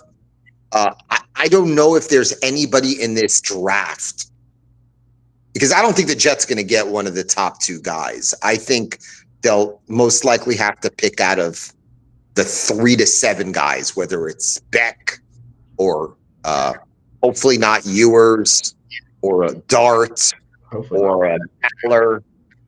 Yeah. So I think he would rather work with a guy that he could mold. And maybe he looks at it, Lawrence, and say, you know what? Maybe I can help him out. I don't think Ben Johnson has any interest in coming to the Jets. I think Vrabel would come. Vrabel would come here if you hand him the keys and have him do everything. Facts. Flores Facts. is an interesting. Flores is an interesting guy, but I still need to learn what happened, the relationship he truly had with Tua. I think there's more. Go on. There was a lot of sketchy shit going on back in that time with Miami. Like they were like doing that stuff with Tom Brady at the time, and I'm pretty sure that there was reports that he was like trying to like he didn't want any part of it, and like, but I don't know. There's a lot of shit going on that around that time with Miami. So I don't really fault him for that. I fault him for how he handled like Tua and stuff, in those years. But we're all men. We're all human beings. Like we all make mistakes and we learn from them. Like nobody is perfect their first time doing a job or. So I think he's intriguing. I think he's tough enough to be in New York. So that's something. I truly believe that Glenn is the favorite right now. I do. Probably. And I think he's the favorite with Agnew as the GM. Hopefully, the pairing is more promising than Glenn alone, I feel like. Yeah. Yes. Yeah, I agree.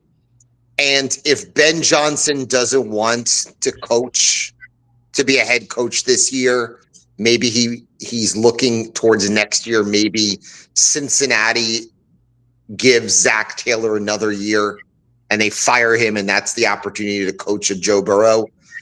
If that happens, I would go and grab Tanner Engstrand, who's the passing game coordinator in Detroit.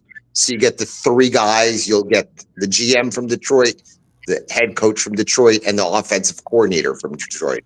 Are they losing everybody? They're losing everybody this offseason, yes. And right now, do I think they're going to the Super Bowl? I don't. I worry about the Eagles. I think the Eagles might beat them in the playoffs. I do. I don't know why, unfortunately, but they're playing really well. In Detroit. In Detroit, I think they could beat them in Detroit, yes. Because I think they have the down to Barkley. Saquon. If Barkley stays healthy, they have a chance. But I also think the drafting of the 2 cornerbacks were so huge for them this offseason, both Mitchell and DeJean, and I think they can cause a lot of problems. As far as Sherwood is concerned, I know you said what type of money he would get paid. I wrote in the chat, look at the Zach Bourne contract. So Zach Bourne was a diamond in the rough. They picked him up off of the Saints. He was a backup linebacker with the Saints, and now he's an absolute star in Philadelphia. So they signed him to like a 1-year, $2 million deal, and most likely going to have to pay him 5 times that much. I think Sherwood's going to get $8 to $12 million a year, unfortunately. I do. I don't know if I'm one to give him that. I don't know if I would. And I think Quincy's going to go on. I think Quincy's going to ask for $20 million. See, the other thing is like Sala will be somewhere, Ulbrich will be somewhere. They're going to be coming for Sherwood. They will. If I'm Sala, the job that would make the most sense is going home, replace Aaron Glenn, and be the defensive coordinator in Detroit. Hoo-wee. and then sign DJ Reed because they could use another cornerback. Because for me, Robert Saleh, I don't hate the guy. I just thought he was incompetent head coach. I think he's a coordinator for the next 15 to 20 years. So, Can you imagine the coach workout highlight tapes that they'd be releasing? that would be funny. Yeah. Yes. I hope I'm wrong. I hope they do beat the Eagles. I do. But it's a very tough matchup. I hope many Jermaine injuries. bounces back, man. We need Jermaine. We need him We do. like air. Yeah. But again, with Jordan Travis, you hear words like setbacks. That's not good, man. So like Barney, I think was it. What evidence do you have that he won't ever? I mean, I don't know if I would say he will never play, but I think you don't look at him like tomorrow. Next year is his rookie year. Just like I don't know if he's and playing. Honestly, I don't know if he's playing next year. I yeah, really don't. well, that's what I mean. Like I don't even look. 2026 is when I first start looking at him to compete for QB2. I'm not even putting him at QB1. Like I want him to replace Tyrod. That's what I want. Yep. So, But bottom line is 2025 is a rebuilding year for this team. and that's Unfortunately, I think a lot of people. Well, I think a lot of people are only clinging to Rodgers because they can't stomach what you That's just the problem. said. Yes. It's the problem. Yep, absolutely. And what's funny is Woody decided to raise ticket prices, which is even more comical. That place next year has a chance to be a ghost town early in the year. Because again, this is a rebuilding team. It's going to be a rebuilding team. They have a lot. They went all in the past 2 years. And unfortunately, Rodgers got hurt 4 plays last year, and he got old this year. And then the rest of the team just didn't follow. So, but I appreciate it, guys. Thank you so much, man. And go Lions, Scotty. Okay. Have Hey, a good one. Lions. I'm not a Lions hater. Goodbye. Yeah, well, I do want to ask you one Joey thing. Harrington. Joey Harrington all the way. What does Oregon do? Huh? In the playoffs or tomorrow? No, in the rest of the way. I don't think they win the whole thing. I don't. I would not be surprised if they lose tomorrow also. I wouldn't either. I think the playoffs has a chance to be really crazy. And unfortunately, I could see, which is nuts. I don't know why I'm thinking this. Somehow, some way, Alabama's going to get in and go on a run. I don't know why. I'm thinking the same thing, Alan. I don't know. I think they're going to be like the 12th seed. They'll get in. They'll beat like Penn State in the first round, and they'll go on a run. I don't know why. There will be a 3-loss team in the national championship this year. That would be pretty funny. Yes. Mark it down. Yes. Is there even going to be a 3-loss team in the playoffs? Yeah, Alabama. One of them. Alabama. But maybe they won't get in. I think they will get in because I think the only way they don't get in is if Clemson wins tomorrow. Because if SMU wins tomorrow, Alabama will be the 12th seed. They needed. Alabama needed Boise State to win today, and they're up 21-0. And they need SMU to win tomorrow, which they could. Oh, touchdown, 21-7. Sorry. Yeah, they need SMU to win tomorrow. And I think they will. SMU has a chance to be a very dangerous team in the tournament, too. So, Final stat line for Braylon Allen this Sunday. first, I think they're going to lose 34-10. I'll say it that. They're going to get blown out Sunday. They're scoring 30. They're scoring 30. Tua is going to throw for about 4 bills. Okay, he will.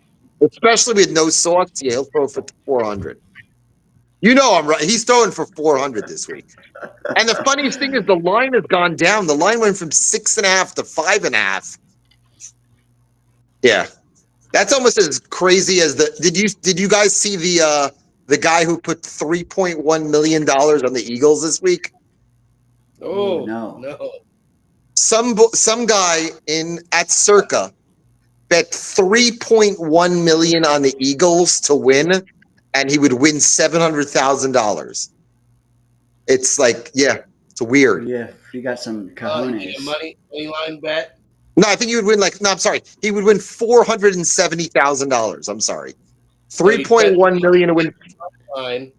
Just Who money they play? line. He bet at money line. He bet at money line against. Carolina?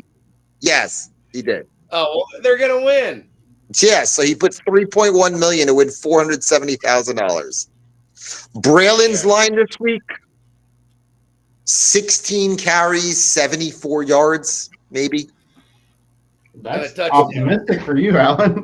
I hope he gets Like- that many. I like touches. Braylon Allen.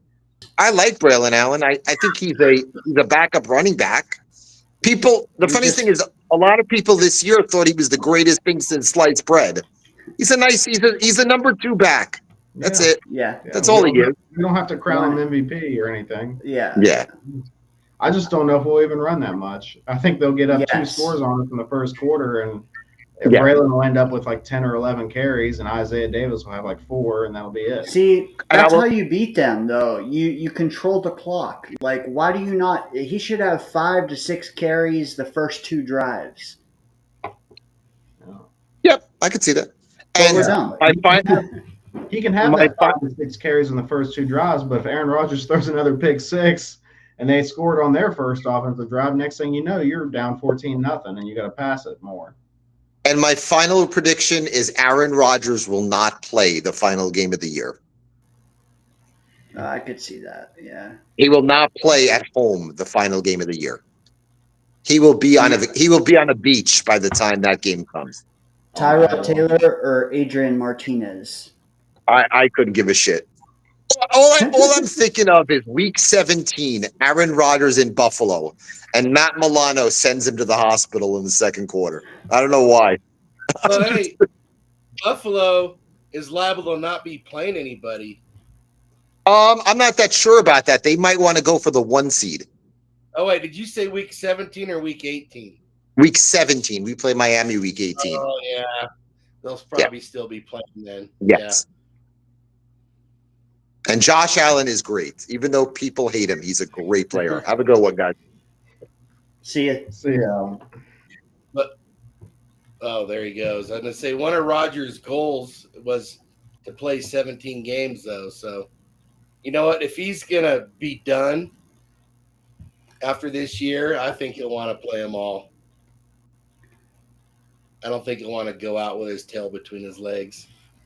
Who knows what he's going to want to do by the end of the season, though? You know, Yes. With the You're way talking the what season's 3 gone, or everything just off the table, or everything's on the table. I mean, you've lost what 8 out of 9. I mean, you're talking about what 3 or 4 more. Oh, I don't know, man. Yeah, but he's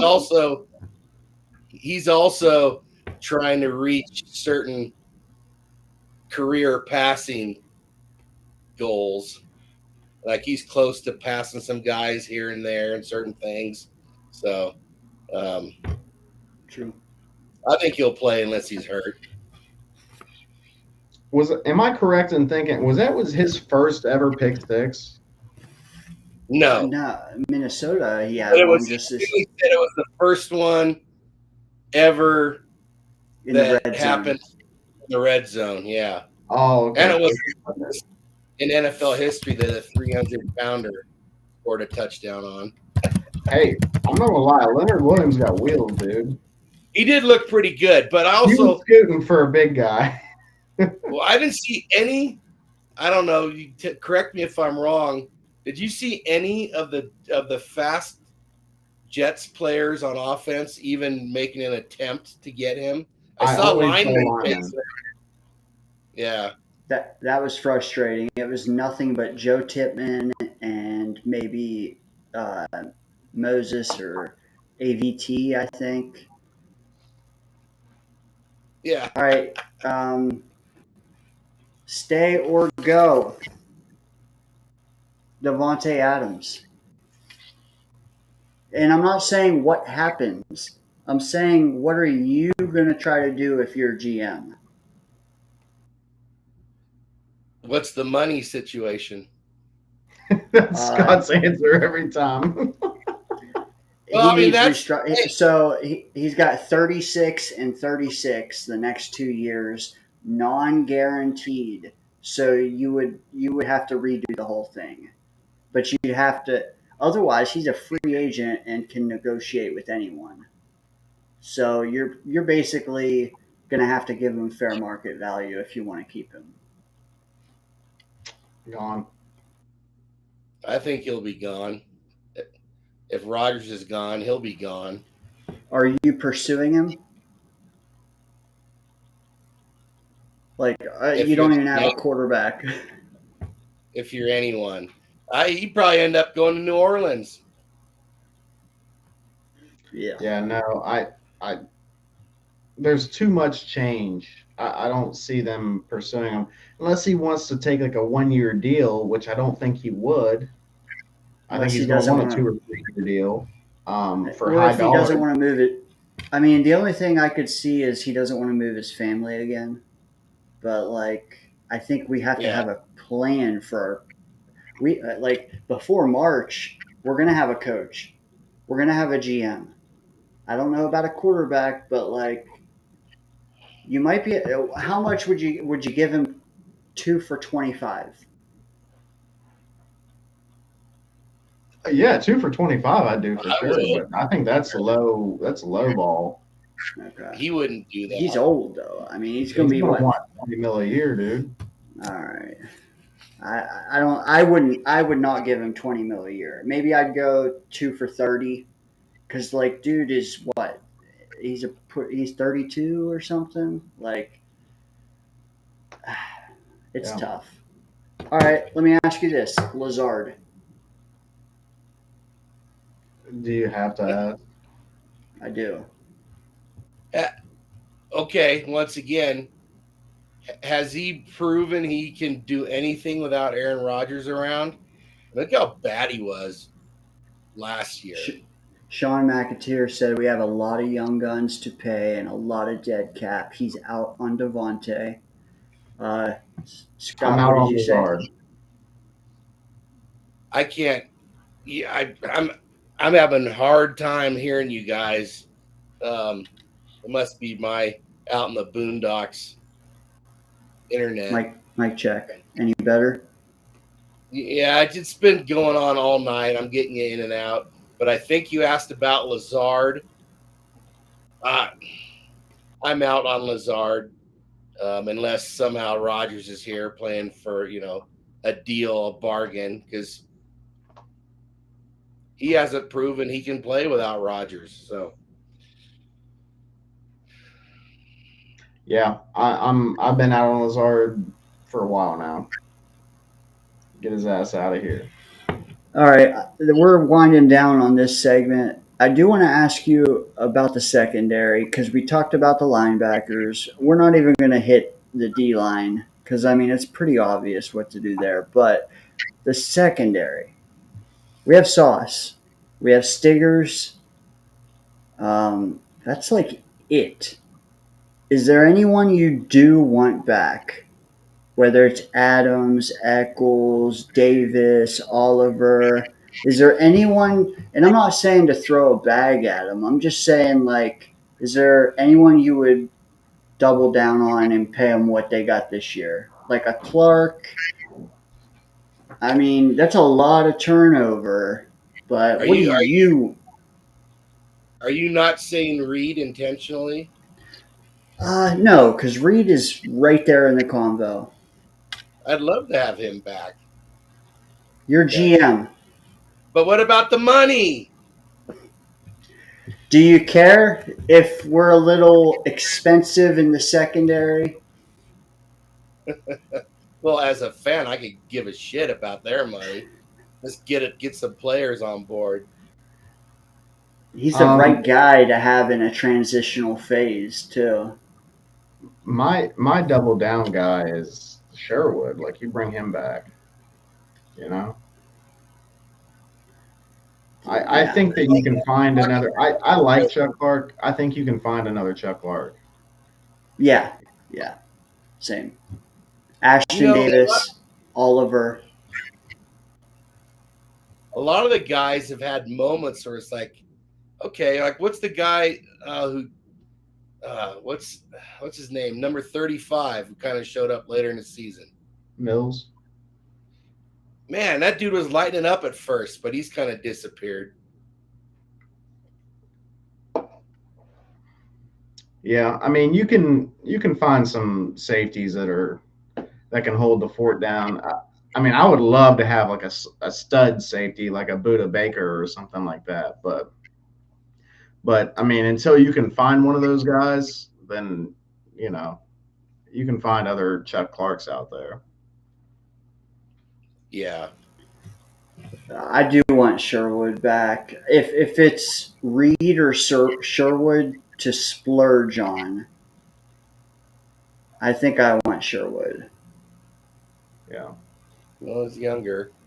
Reed started Yeah. off hot this year, but he really hasn't been that great lately. A lot of penalties, you know. I don't know. Yeah. Sean. Yeah. He's had some crappy penalties called against him this year. Yep. Yeah, I agree with that.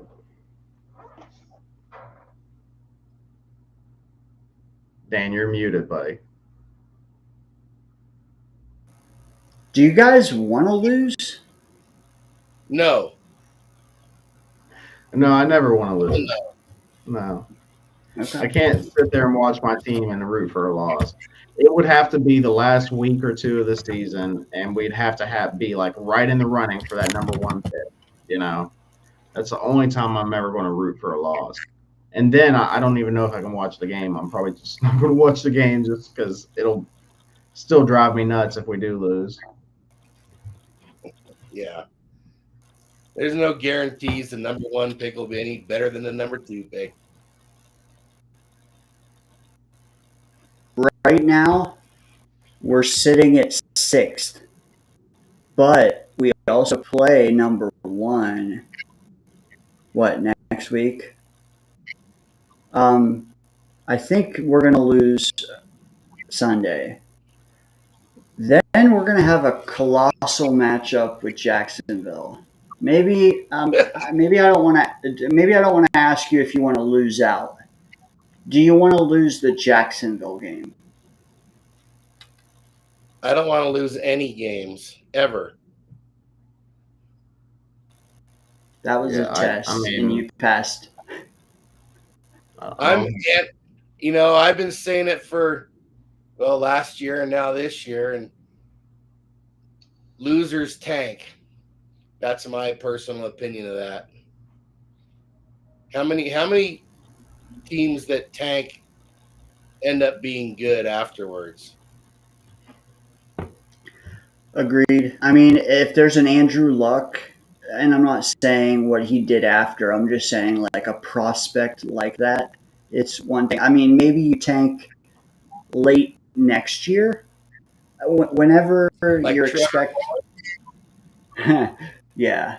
Look at that. You're right, man. It you know, doesn't I want pan to out. put it out there that I never thought that Trevor Lawrence was the prospect that Andrew Luck was.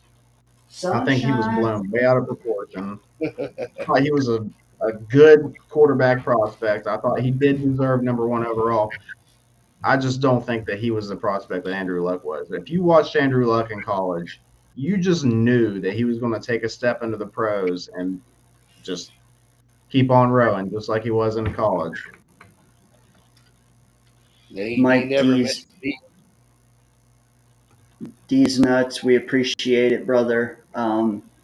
He's Just catching up on the chat because, like I said, I'm having some struggles with it. Infrared, thanks for joining us, brother.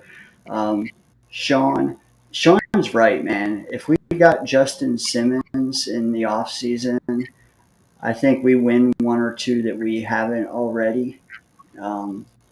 Guess who he's probably tight with? Who? Mike Vrabel. Yeah. Good point. Just saying. And I think most in our chat and other shows, maybe not. Twitter, definitely not. In our chat, most people are against the tank. And I'm glad to see that. Infrared, he says no, win, and if you can't win, find a fucking way to win. And honestly, that's my take. Like, By the way, Red. yeah, By the way, right? Bitch. Yeah. Am I wrong in saying like each loss is a depressing ass week? Like, do you think you guys have better weeks when we win than when we lose? Or do I put too much emotions into this team? It doesn't ruin my week. I'll be honest. I Not now. obviously prefer wins. Now, like a playoff loss, there's been a couple of these games like after we beat Houston, it's like, man, we're gonna make a run now. And then it was like fucking back to normal. That was kind of like, okay, yeah, that's what it is. They gaslit us. Oh, and we were going on a run in that game, going on a run. You know, if there was a can't miss prospect, I would be one. He says 3-14 would be ideal. However, in 14, there's not even going to be a consensus number one overall pick. Yeah. Like, that sucks. No, yeah, we don't. There's not. It's not like there's a. It's not like there's an Andrew Luck in the draft, man. You know, I could see. I could. I think the consensus number one over pick might be Travis Hunter. To be honest with you, But then Alan brought up the point, like, do we know what position he's going to play? Dude, he'll play he'll play where the fuck I want him to play. That's the problem, though. That's what I'm saying. He's going to get in these meetings with these coaches, and these coaches are going to tell him, "I want you to play receiver," and he's going to say, "Fuck you, buddy. I'm playing both." And they're going to be like, "All right, we're not drafting you then," So that's going to be the problem. And Dion is gonna be like, "Hey, you do you, man." He's gonna tell him, if you want to play both, and tell those guys you're playing both. But that's the problem. I mean, why would he do that though? Unless you're going to pay him more and you can't. Like, why would he do that? I don't buy that he wants to play more than his share of NFL snaps. Well, and do we even know that that's the kind of dude he is? I'm playing both ways, or don't draft me. I don't know if he's like it behooves him right now. I don't think it does after as soon as he's drafted. That's like, okay, you're talented, bro, and you raised your stock because of that. But I don't know, man. I can't buy the. Don't you think if he just played receiver, he'd still be a first-round draft pick? Yes. So it doesn't behoove him right now. He's doing it out of ego. Do you think you win the Heisman? Do you think any NFL teams are actually thinking they're going to take him, draft him, and play him both ways? I don't think so. Alan seemed to think so, but I don't. Maybe a situation here and there, but full time, no way. Yeah, and I agree with you, but I think that he's going to try to push for that, and I think that's going to push some teams away from drafting him potentially.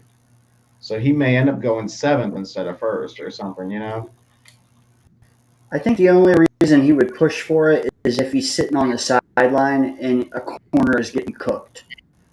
Or if he's sitting on the sideline and the offense can't move the ball. But, like, to come in and say, oh, I'm doing, you know what I mean? Like, and hey, if you're getting drafted in the top 5, odds are you are needed on both sides of the ball. But, like, I don't see it. Like, I'm sorry, you're a rookie. You're going to play where I want you to play. And it makes no sense to have him be a full time receiver who occasionally peppers in at corner. But what does make sense is if you're a full time corner who occasionally runs some routes. So, like, I think that's more so the move is to be a That makes corner. more sense to me. Yes. I will say I would love to see him across from Sauce and across from Garrett. But yeah, I don't know. I would take him long before I took Ward or Sanders.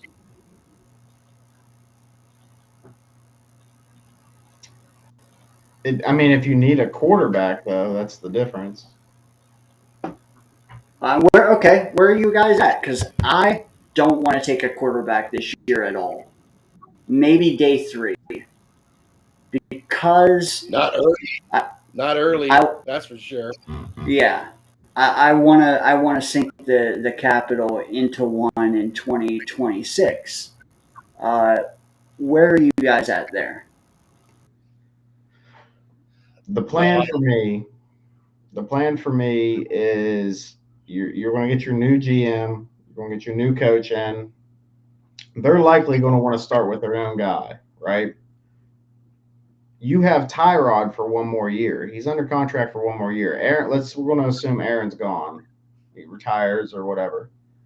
You have Tyrod for 1 year. That's a great guy to have a young quarterback sit under, learn from, a good vet. He's a good bridge quarterback is what it is. So it would make sense to draft one this year, especially if we do, if we only win 3 or 4 games this year, we're going to have a pretty high pick. Kind of makes sense to draft one this year because next year, if you bring a Vrabel in next year, do you think we're only going to win 3 or 4 games next year with Vrabel?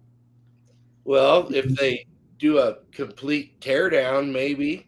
But what's the I still see 6 or 7.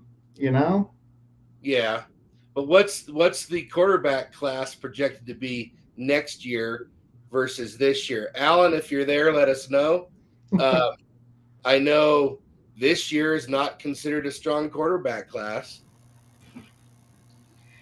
And I'm always skeptical on almost any quarterback anyway, because most of them don't work out, no matter where they're drafted. Honestly, I think we're going to need so many pieces that I think it's a luxury for us to actually select someone in the top 10. The luxury that we don't have. I think that there is no way we can use that pick. We're going to have to slide back and try to get as many day 2 picks as we can with it. Or you trade back to the 20s, you take one there, and you got an extra day 2 pick or two in tow. What if you got one of the Michigan kids sitting right there for you? Michigan, yeah. That are they? I mean, if we have 20 start, is that enough? I mean, then you're committing to a 2 or 3 year rebuild. I don't think they're as far away as some people. I really don't. Rich, what's up? Blow it up, he says. I think there's still talent on this team, and even if they do overhaul, there's still going to be talent on this team. They're going to keep the guys that are studs, for most of them at least. They might trade a couple away for some picks, but there's still going to be talent on this team. I just see it making sense as getting a quarterback this year because next year nobody's going to expect anything out of us. You know what I mean? You start your bridge quarterback, you let your quarterback sit for a year, and while you're still fitting the pieces together, between free agency and some in the draft and stuff like that, while you're still trying to get those pieces to fit together and get the team to flow right, you have that year where there's some bumps and bruises. You go 7-10 or whatever, and then the next year you draft to supplement the team. You have even more talent on the team. then you're starting to look more like a contender, ready for your quarterback to come in, step in, hopefully be Jaden Daniels or something, fucking kill it. And Any of those I mean, that's guys. the plan. That's what you hope. Yeah. But, and I get it. Drafting a quarterback, it's tough, dude. But not many good ones in the I'd market like in the agency. I'd like to hear someone who actually knows. I have no idea, but could say, oh, the 2026 or the 2025 draft class, there's 7 first-round quarterbacks that are going to be coming out. I'd like to know what's actually going to be happening in that draft, because even if they hire, let's say, Vrabel, things improve. How many wins are we looking at? They're doing a fairly significant teardown. Like you said, maybe 6 or 7. Still going to be drafting pretty high. Yeah, I mean, you might have like the 10th pick or something like that, but it's still like that's an astronomical difference to get from 10 to 3 or 10 to, you know what I mean, to get one of those guys that you want, instead of just taking the scraps like the 5th quarterback or, Instead of taking the Bo Nix. Yeah. I mean, I'm still not sold on him. I know he's had a string of good games, but I don't know yet. Like, we got to see a little bit more for me to buy in on that. I don't know. We've seen good quarterback classes that have had like 5 guys go in the top 12 and stuff like that. Just completely bust out. Look at the Zach Wilson class. That was a good quarterback class. Well, and that's kind of also my point about this upcoming draft.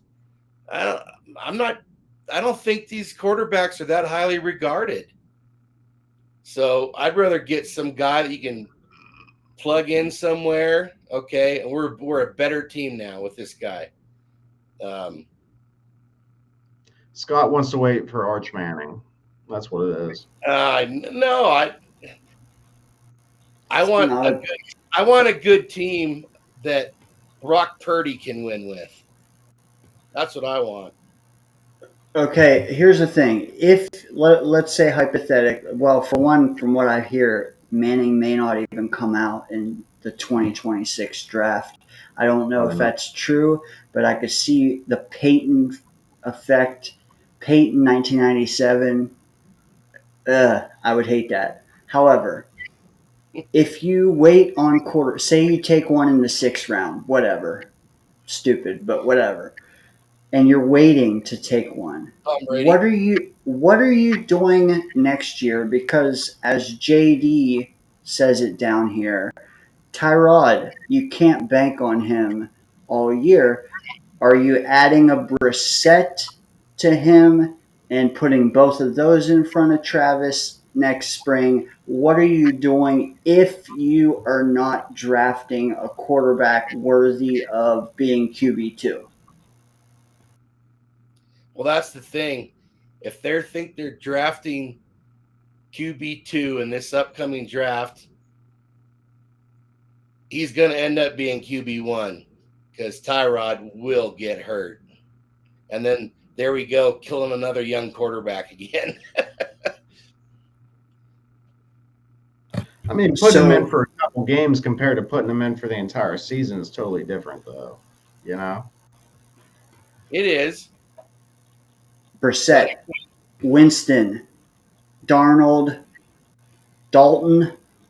What are you doing? I'd rather play someone like Dalton than a rookie for sure. Just to not destroy a rookie, man. To me, Travis is a rookie again next year. He is. Yeah. And if you listen to Alan, and Alan might know or not, he's going to be a rookie again in 2026. Damn. And then you got 1 year to figure out if you even want him on your team. Damn. I need a Josh McCown type. That's what I need. I need one of them guys to groom my youngin. Well, I told some friends of mine this the other night watching Jameis Winston. That dude's fun to watch, man. He throws it all over the place, but it's like my golf game. You're not quite sure where it's going sometimes, but it's entertaining as hell. Which If I really wanted to win games, he's not my quarterback. And that's also scary as hell for get that off the screen. That's also scary as hell if you're trying to teach a young quarterback. You don't want a guy like that teaching your young quarterback. Yeah. You know? Well, and if you bring in someone like Vrabel, he's not going to want Jameis. Those defensive guys do not want quarterbacks that turn the ball over. No, not at all. Me neither, for that matter. Not me either. But their offensive coaches are more willing to just chuck it all over the place and have a turnover here and there, and that shit drives defensive coaches. How do we get one of the least turnover prone quarterbacks in history, and then he has some of the most interceptions he's ever thrown? But he still only had 8. I know, but there's still 5 games to go. How often does he throw double-digit picks, you know? Not very often. And he's likely to do it this year. Well, but he's not who he was. That's obvious. Yeah. So, and let's be honest, a couple of them aren't on him. That goes for every quarterback, though.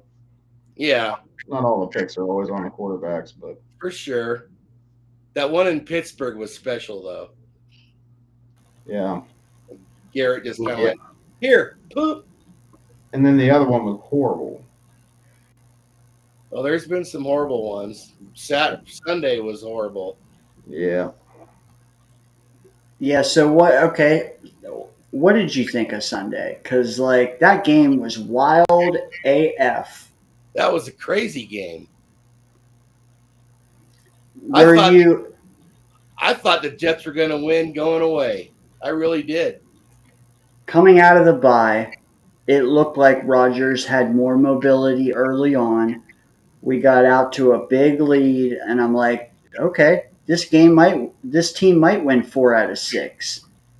Is that where you guys were? I wasn't thinking of it like that. I was just thinking okay, it's good to see this.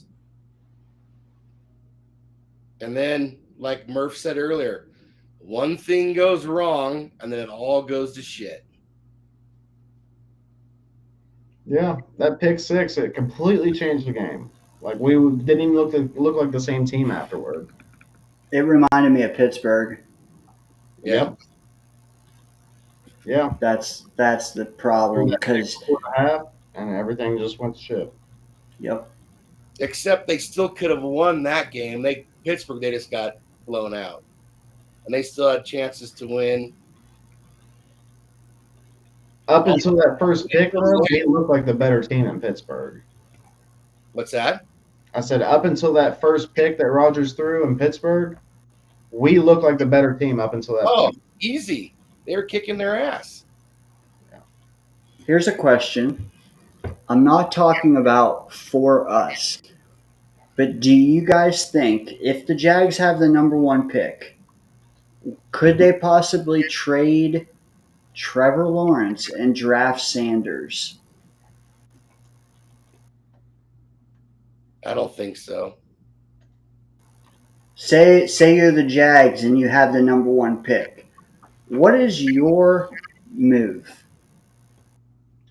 If they bring in a new regime, I could see them wanting to do that.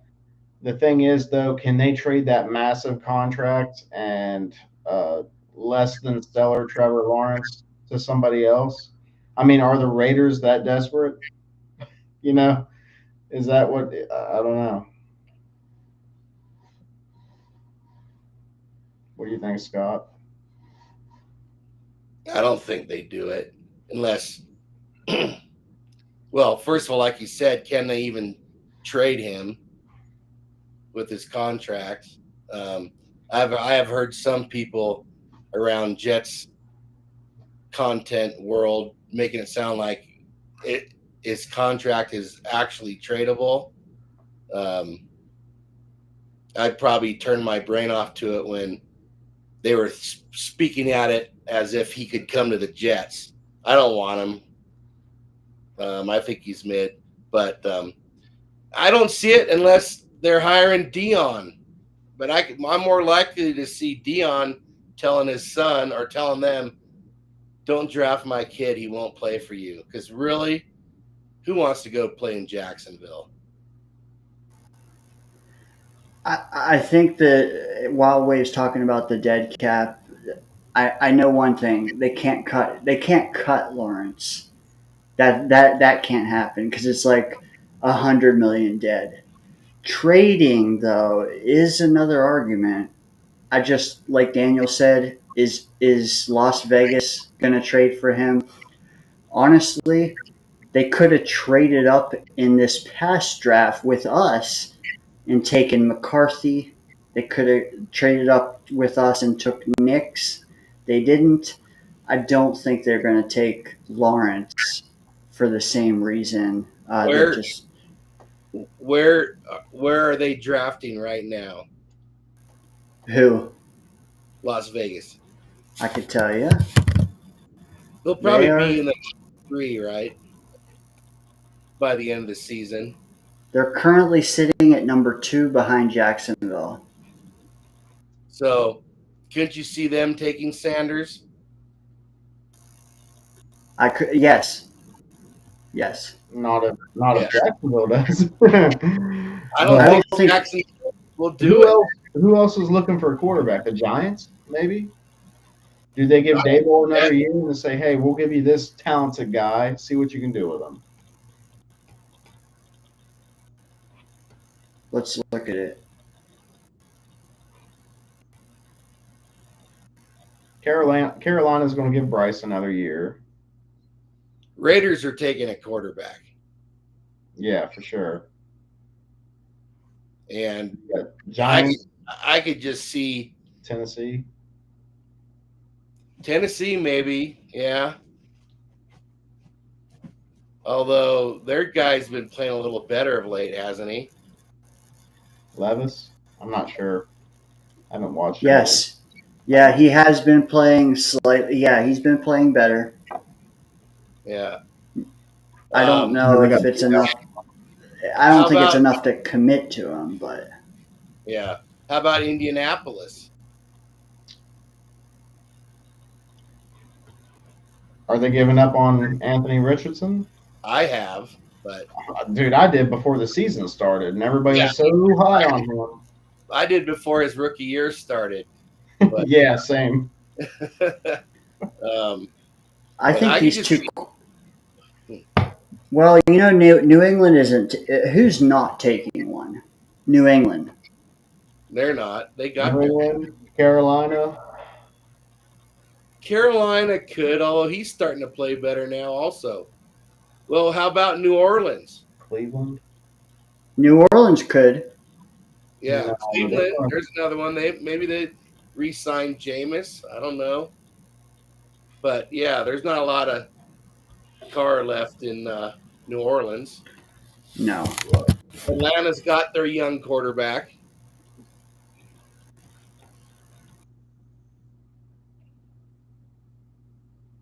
Yeah, I mean, the only ones I can for sure are Las Vegas, the Giants, and Tennessee. I think everybody else is probably has a solid chance of keeping who they have. Cleveland just owes so much money to Watson. Doesn't that mean they have to have a rookie on staff for cheap labor? Yeah, exactly. A functional rookie that they're not paying a whole lot to. But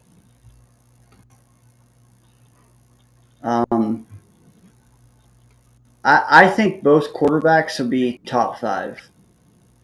Does anybody disagree?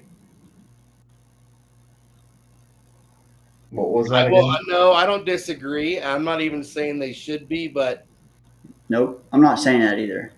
Yeah, teams get so both QB QBs.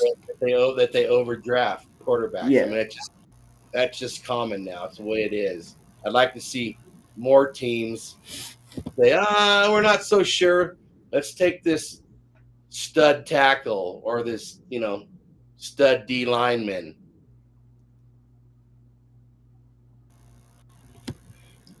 I think that the lowest. I mean, what are you guys or where are you guys at with the Sanders versus Ward debate? Do you have one way over the other? I like Ward better. I I haven't watched enough of either one of them. I've watched more Sanders. The only game I watched much of Ward, he was terrible for a half and then really good for a half when they played at Cal. He's got tools. Yeah, but he's a project. Yeah. Yeah, he's definitely one you want to sit for a year. So, I hate seeing these young quarterbacks get thrown in too fast and just get destroyed.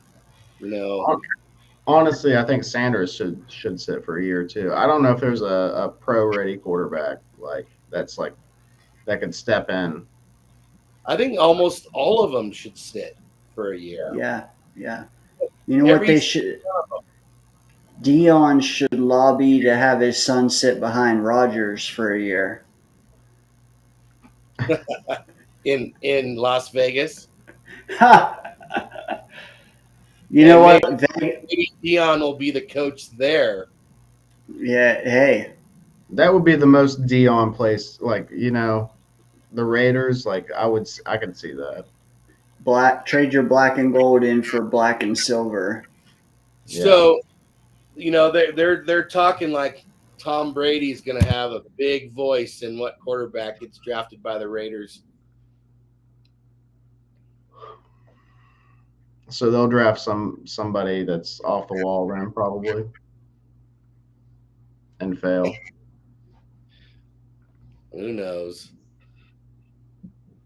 But I think Well, I think Dion will certainly try to massage the situation to get his kid where they think is going to be best for him.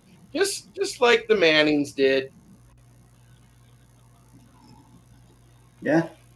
I mean, I can't blame him. I don't think he'll downright throw a hissy fit like a lot of people think.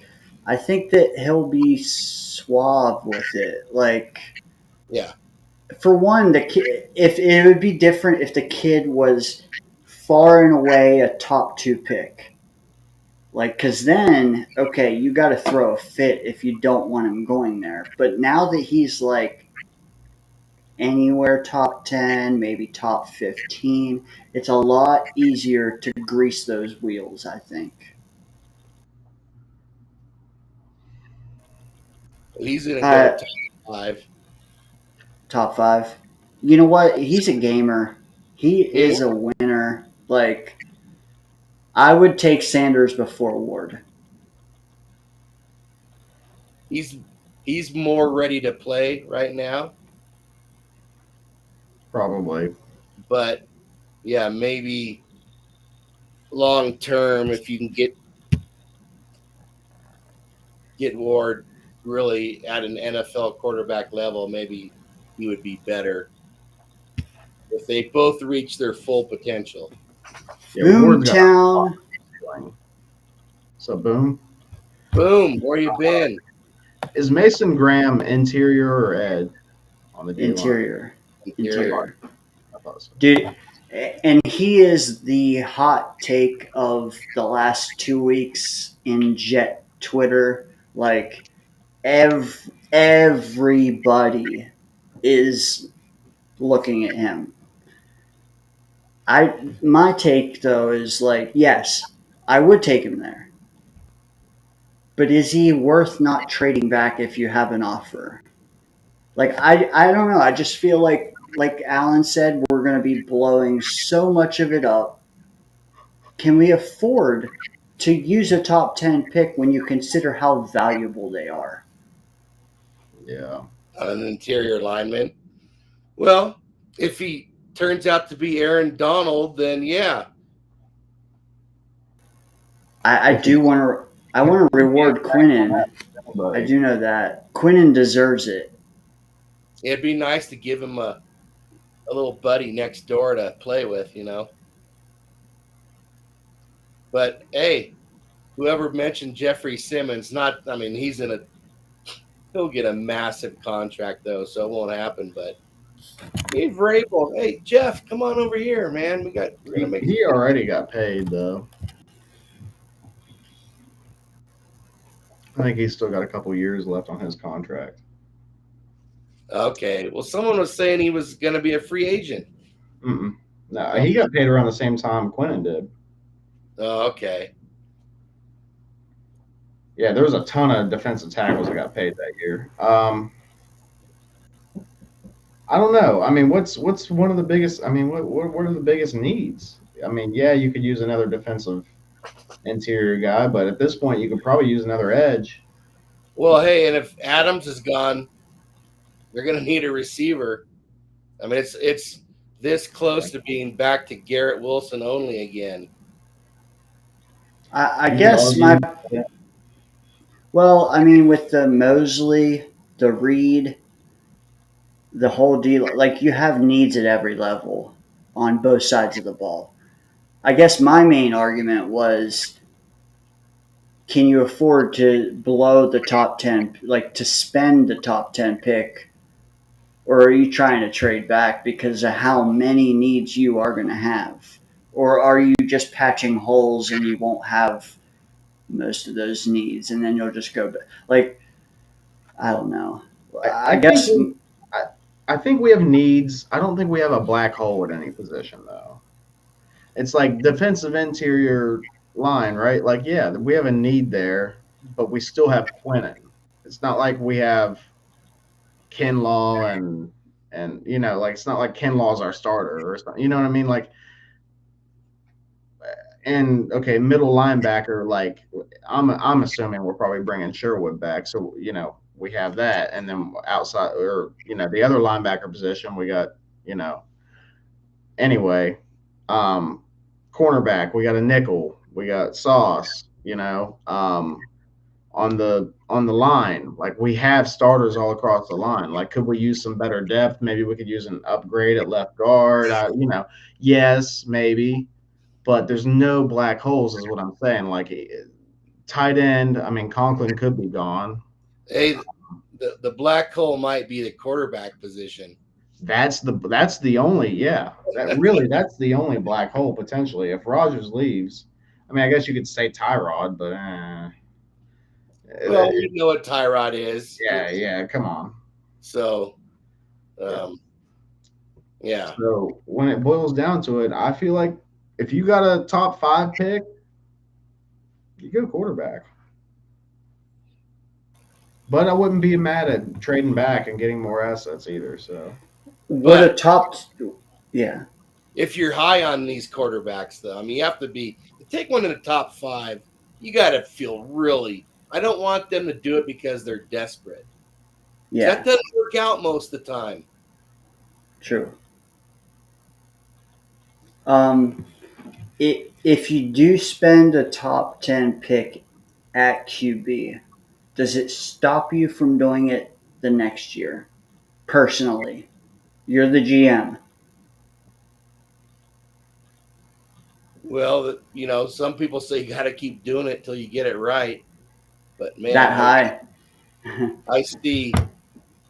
Boy, I see. We could go back and look at drafts with all the really good players that were taken after failed quarterbacks, and it makes you think, man, we could have built the team up better. um, if you like if people aren't very high on the quarterback class this year, like if other teams aren't, let's say we have like the 4th overall pick, we may have our pick of the litter. So that's something to think about too. So next year there might be a better quarterback class with more talented quarterbacks, but we might be picking 10th or 11th and have to get the 4th or 5th quarterback and not have our pick. So there's a lot of things to consider there. I just wonder if you don't go a Mason Graham and you get a bridge because of the. Regardless of if Manning comes out in 2026, I still think 2026 will be better than 2025. It's just like it's going to suck because next year is going to suck. This year has sucked. Last year has sucked. The year before has sucked. Like, it's more suck. But, dude, I do want in that 2026 lottery. And I don't want to think, oh man, I just spent a top 10. Like, let's solidify something right now. Mason Graham. I'll hop on that train because I have seen the kid and he's dominant as fuck. And I don't know what Quinnen's motives are. I don't know what his cost will be. I don't know if we can get him again for under 100 million. So like, take what you got. Like a surefire starting Pro Bowl possible guy. Give the GM, give the head coach a year to evaluate things. Then you take the quarter. I don't want a new regime coming in and drafting a quarterback 3 months in. That's what I don't want. That's how I feel, Dane. Okay. Get those players. I mean, I'm thinking about the 49ers. As much as I hate them, taking those defensive linemen early, and pretty soon they hit on them, except for Solomon Thomas, but Armstead, Buckner, Kinlaw. Bosa, Kinlaw.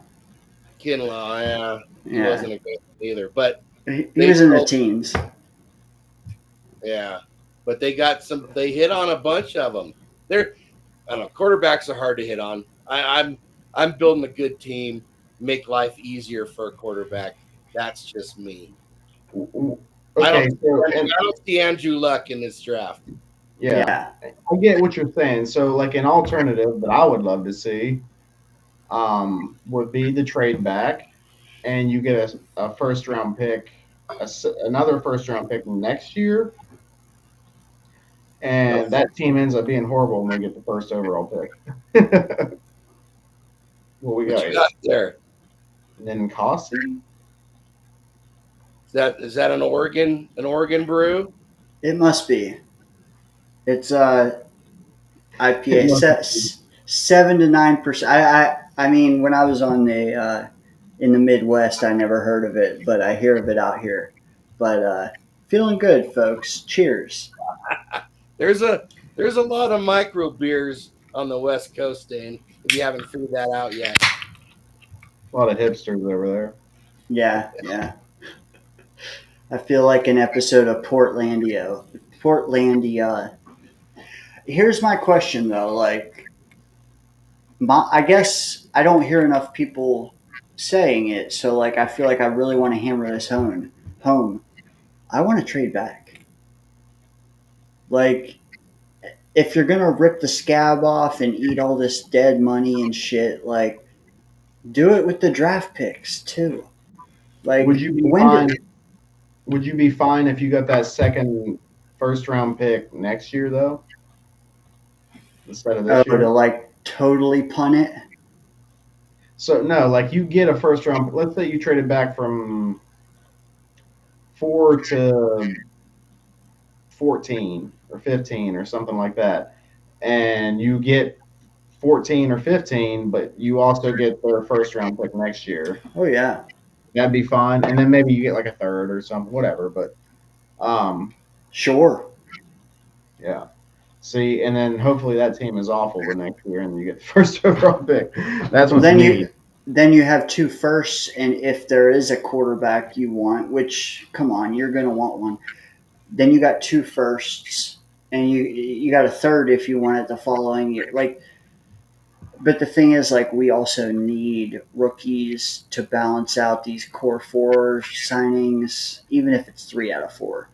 You still need a lot of cheap labor. So, like, that's good, but I'd also slide back to 14 for a 2 and a 6 and use them. Like, I just want to come away from this draft, not with the Idzik 12, but like with 8 guys or 6 with 2 next year, you know?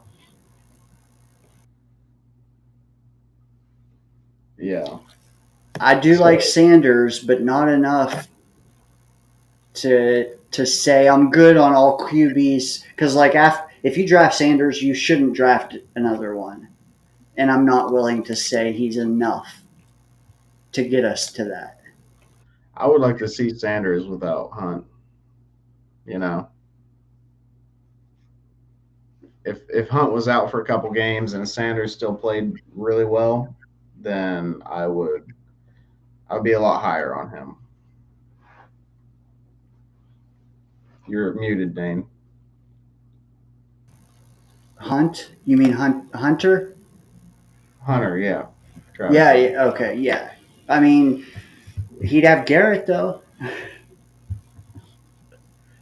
Yeah. We've had 2 or 3 quarterbacks that have had Garrett. True. Yeah. True. We have a question from the chat. Let's see. Boomtown. He says, so in reality, Jordan Travis is literally going to have the offseason and preseason games to prove he belongs, or he is 98% likely to get cut, correct? Assuming we draft a quarterback, do you think that's the case? It depends on what the incoming staff thought of him. They could be someone that didn't think much of him, or they could be Ricky and just absolutely love the guy. Do you think it's an audition for him though? Like Boomtown is alluding to it being an audition for Travis, and that he doesn't just get next year automatically. Because I was expecting him to get next year automatically.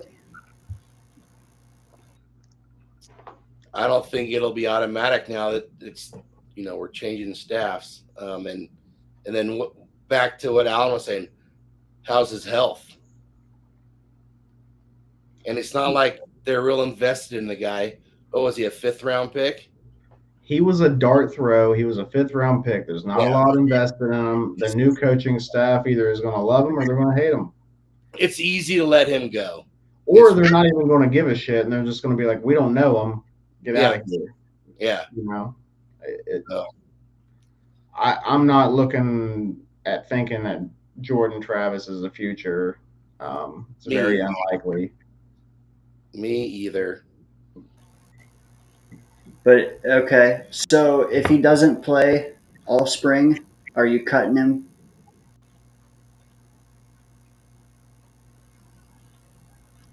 It depends what my quarterback situation looks like, you know? I mean, I don't know who I'm going to – is Aaron going to be there? Likely you're going to have Tyrod. Did you draft a quarterback? Is he not playing because he's just can't get healthy? Yeah. A lot of unknowns. If he's not playing, it's got to be health related, I would assume. Yeah. I would think it's going to be they're going to judge him on what they thought he was coming out of college. How the injury weighs into that, I don't know, but they either liked him or they didn't, and we'll know by what they do with him. Yeah. I just see guys like Jordan Travis, like whenever the new coaching staff comes in, maybe they'll give him a year just to see, but a lot of those guys can just be sent by the wayside. Yeah. Because there's no loyalty from this new regime to them, you know? Right. Right. I'm with you. Okay, if you had to pick Martinez or Travis. I mean, I did Travis for sure, yeah. Martinez ain't shit, guys. Come on. Yeah, thank you. There's a lot of people that are on that hype train. Maybe not a lot, He but had like a 10%. decent preseason game or two. Like, come on. Because he looked Yeah. okay on preseason. That's the fool's gold right there. Yeah, I mean, Didn't Zach always look pretty good in preseason? yeah. If we're gonna bank on preseason play, then Streveler should be our fucking QB1 next year. What are we talking about? Hey, I think he's available. What are you guys going to be watching the 49ers to see how Izzy does this weekend? I'm going to be watching your boy. I tried to pick him up in every fantasy league I'm in, and I couldn't get him in any of them. Yeah, I'm gonna be watching for Brando. Yeah. Dude, I mean, he's played a good bit like in relief, and he's looked really good, man. I Yeah, he's love great. projected for double-digit points, which is pretty Yeah, wild to me. Garendo, and Izzy forming that. But I'll watch that game just for that. Yeah, I will. And I don't know how much you guys watch the 49ers, but man, there's times they open up some holes, some running lanes, and Garendo, he'll get through those things in a hurry. Yeah. You know what? That's what I'm worried about with Braylon, and that's what I want to see. Like, if he gets ahead of guys, do they catch him? Because, like, I do think he can be a hammer. Does he have breakaway speed? And I'm not saying like burning speed, but like enough. What was his 40 time? Any idea? I don't think he ran it. Faster than mine. I hope so. Was he a combine guy?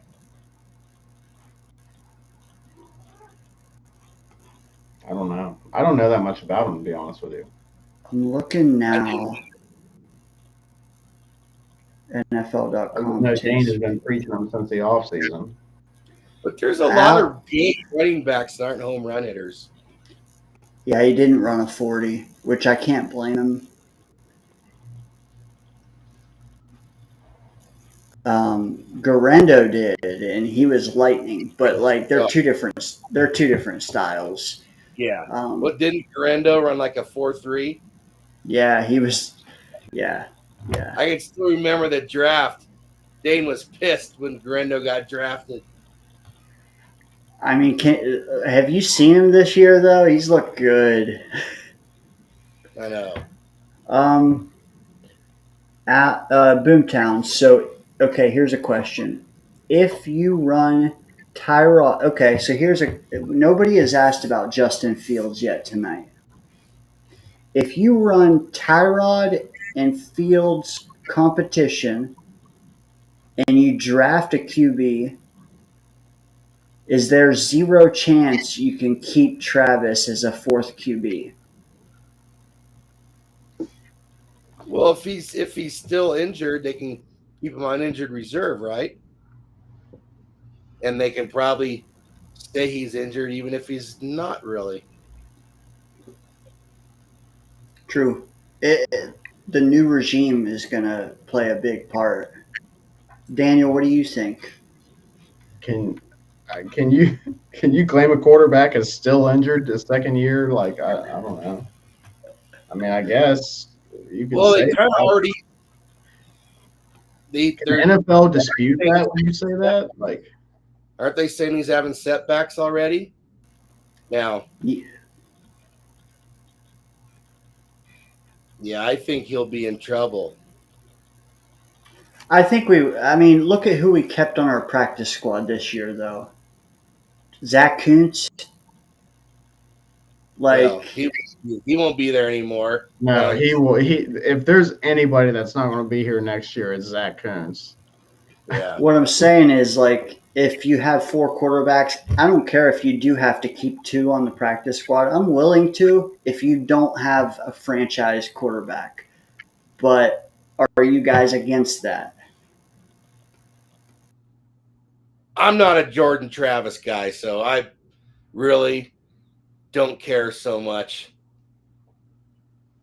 I'm not against it. I just don't. I don't know if it's going to happen. I'm not against either, but I I'm want like, to. if he gets released or whatever, whatever. I don't If really. we're on QB 3 or 4, then we're fucked regardless. I mean, It's more so though the fact that like Tyrod would be gone the next year. Justin Fields, I don't know what that contract would look like, but like you got Travis for 4 years cost control. It would be nice to keep him and see if we can develop a quarterback, but Well, I don't know. maybe the new staff will be able to. It's a good thing this staff, well, whatever it is anymore, is not going to be responsible for it because I think the Jets have proven they can't develop a quarterback. Murph, did you steal Yeti's cat? I did. I drove up to Arizona. He looked cute, so I stole him. And then I stole his cat, too. Infrared said, "Watch A Rod win 4 out of the next 5 games." Dude, I've said that all year. I'm done. I'm done thinking it. Well, and even if he does, once again, the money. What's it matter now? Well, I hope they win 4 out of 5. You know what? Just give me one game like New England, and you can lose the rest. I just want one more glimpse at the ceiling, and that's it. Against Miami. Yeah, Here's the thing. in MetLife. In MetLife. If you get that game, that glimpse of the ceiling type game, is that going to be something that's going to like cause us to like bring Aaron back and try it again and stuff like that? You know? I don't think No. it'll affect Aaron as much as some of the other guys. You know what I mean? Like, I don't know. I think people are going to decide on Aaron with like regardless of the next 4 games. They already have Yeah, weeks ago. Yeah, I think when they got rid of JD, I think that kind of sealed Aaron's fate. To be honest with you. yeah, same. And now he's kind of had a couple comments directed towards Woody as well. It's But and if you lose 3 or 4 of the next 5, you're going to hear worse quotes. Oh my God, it's going to be a nightmare. Yeah, Lose that many games. yeah. Literally, this game for me is Braylon Allen and Olu Fashanu and Joe Tippmann, and I don't even know about the secondary, but Sherwood's our leading tackler. You guys know that, right? I I didn't know that, but I figured he was at least top 2 or 3. yeah, didn't seem like. Well, he's not. Quincy's definitely not having the year that he had last year. No. I think Quincy's still having a good year though. I'm not saying he's not having a good year, but it seemed like last year he was in the middle of every play. Man, you heard He him was a man a on lot. fire last year. And this year you just don't hear it so much. Does that worry Even you though for life?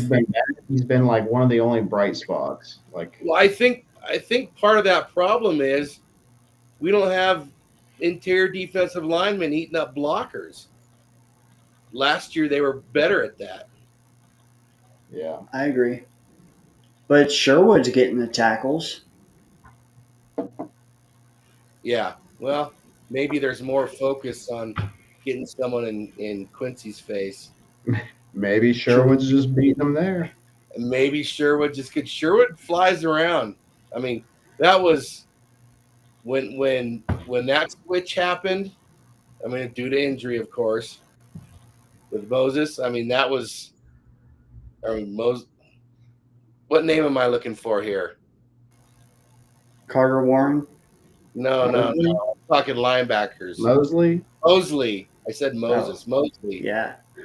It stood out when Sherwood got in the game and Mosley was not. It was like, whoa, he's playing at a different speed and he's getting to the ball a lot more. Whether or not in the long run that was good for them, I won't say. Definitely missed the leadership, but it was pretty obvious. Yeah, I just looked it up, and Sherwood's got 20 more tackles than Quincy does. Same amount of sacks. They both have no picks. You know, a Well, common misconception too is how many full games do you guys think Mosley played?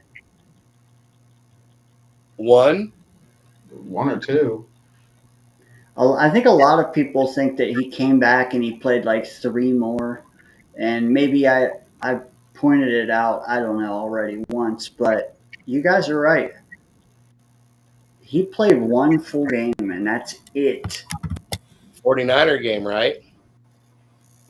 Yep, Yeah, that is Wow. all we had him for. Look at yeah. Quincy's snip. Quincy, man, he don't take a breather. Wow. That's crazy. But he's no Jamie and Sherwood. You know what, though? I like that duo, and I do want to keep them together. Yeah. Yeah, look at that. 60 less snaps. Sherwood's got 20 more tackles. He's a sure tackler. He's got those long arms. He gets them long arms wrapped around you, you're going down.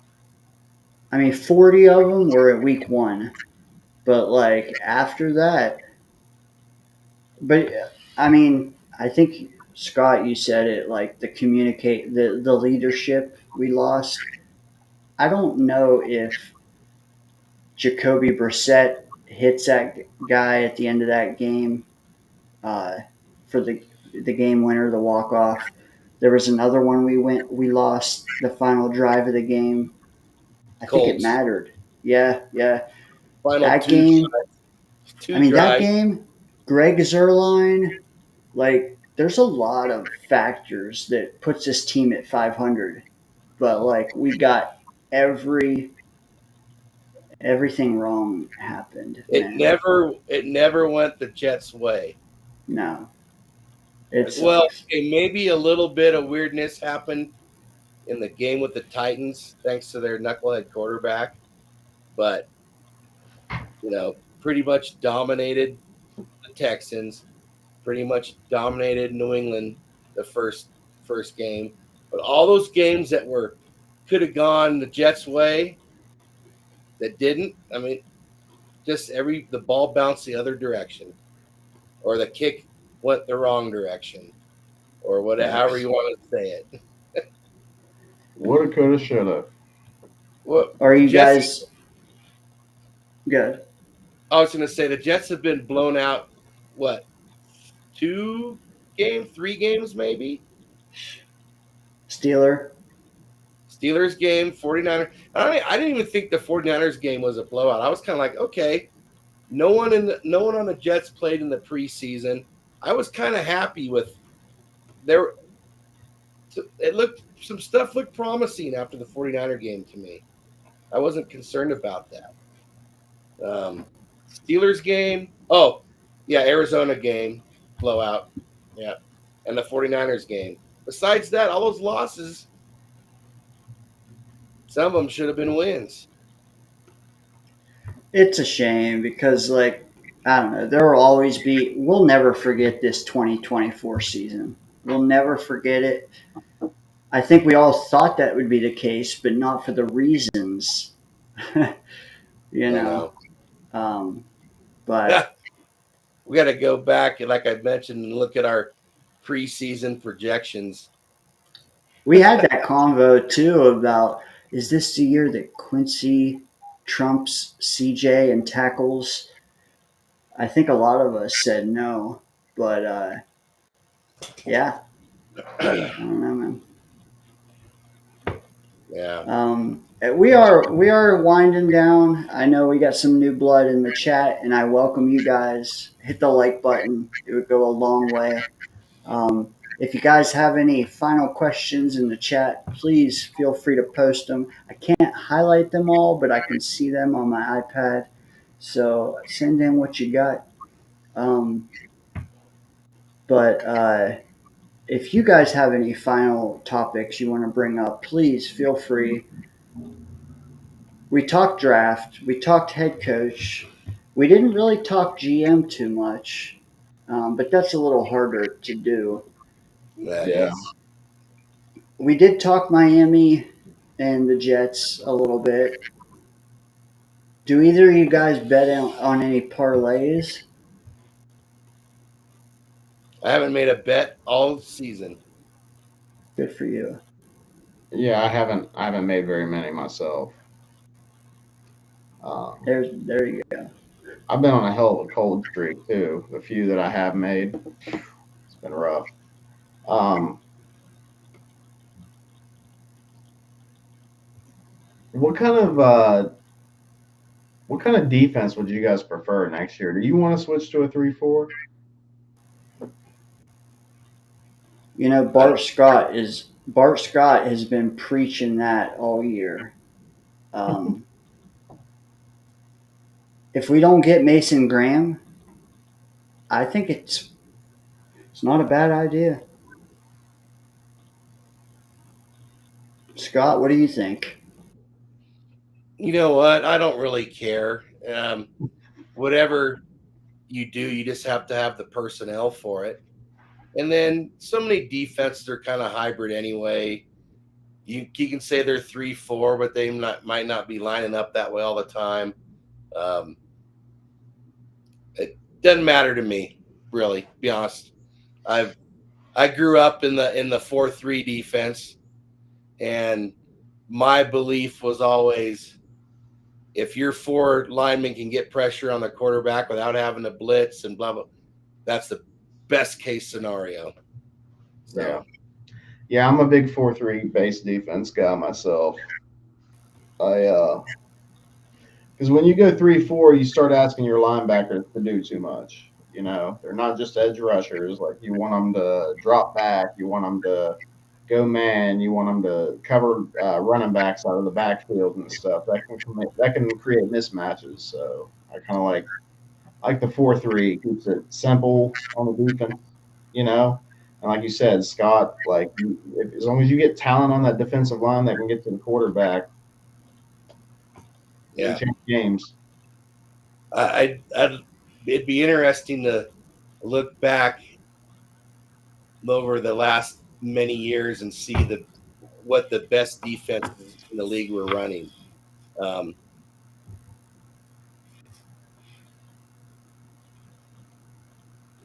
Yeah. I'm trying to think. As far as 3-4-4-3, I mean, this year with what happened, might have been the year to incorporate a 3-4 with if Mosley was healthy. The fact that he wasn't didn't really change much. But if you have four good linebackers and not enough good defensive linemen, yes. If you're starting from scratch, I mean, I don't know. I feel like I want to give Quinnen someone good next to him at the tackle position. I want to see what he can do to just obliterate A gaps. Yeah, I mean, Mason Graham, lock it in. Final answer. there you go, Dane. You're going to change your mind. can you imagine Quinnen as a nose tackle in a 3-4 though? I could. Would you kick him out to like the end? No. He's already facing double and triple teams. What was Vrabel running in Tennessee? Yeah. I think he ran a 4-3 I think so also. because I think he had Jeffrey Simmons and Danico Autry. I think side by side on the interior, which was a hell of a duo. And I think Danico Autry's with the Lions now, still making an impact. That was a hell of a pickup for them.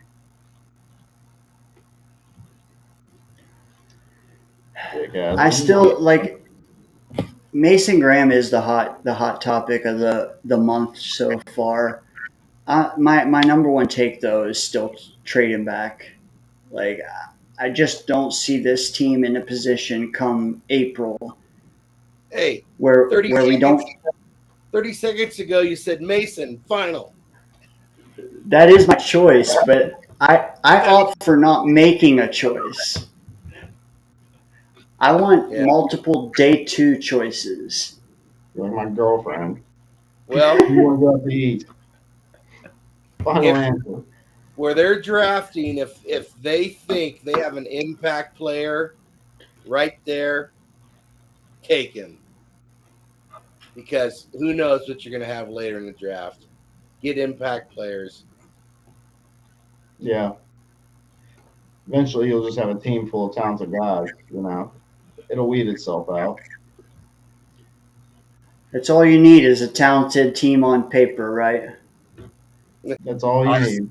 Off-season champions. Yep. A Hall of Fame Hey, quarterback past his prime.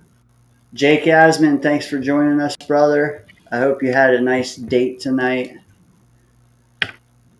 I Guys, didn't. hit the like button. Hey, cheers, Scott. I haven't heard you cheer us yet once. All right, Oh, No, that's how I started the night. I'm just teasing. I've been working on Final that same question. beer all night. No, I had two, Murph. Any final questions, topics, rants, anything you guys got for us? Oh, wait, Boomtown. You know what? This is sad, but I want to say it anyway. He says he remembers when a question was posed to the chat just a few months ago. Okay, we lose to San Francisco, maybe Pittsburgh. Who else is beating us though? We're going to be 15-2. He About misses those time. days. Hey, it's about time Hazel shows up. Oh yeah, look what the cat dragged in. Yeah, I know. No. Well, hey, I do remember a lot of people, and hopefully Johnny's still in here saying, "Oh, the Texans are going to beat the Jets." I fight people on that one. Got one right. Woo!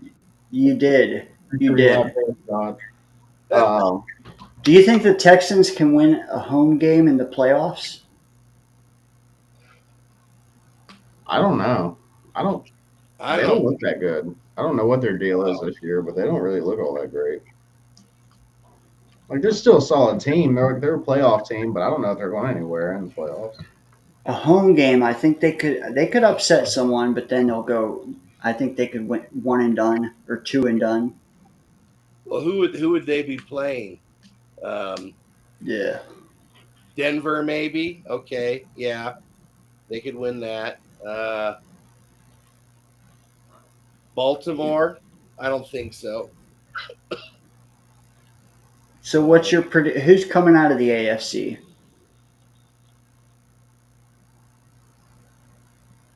So Buffalo, Kansas City, Baltimore, yeah, Pittsburgh. Pittsburgh. Baltimore, Pittsburgh, Houston,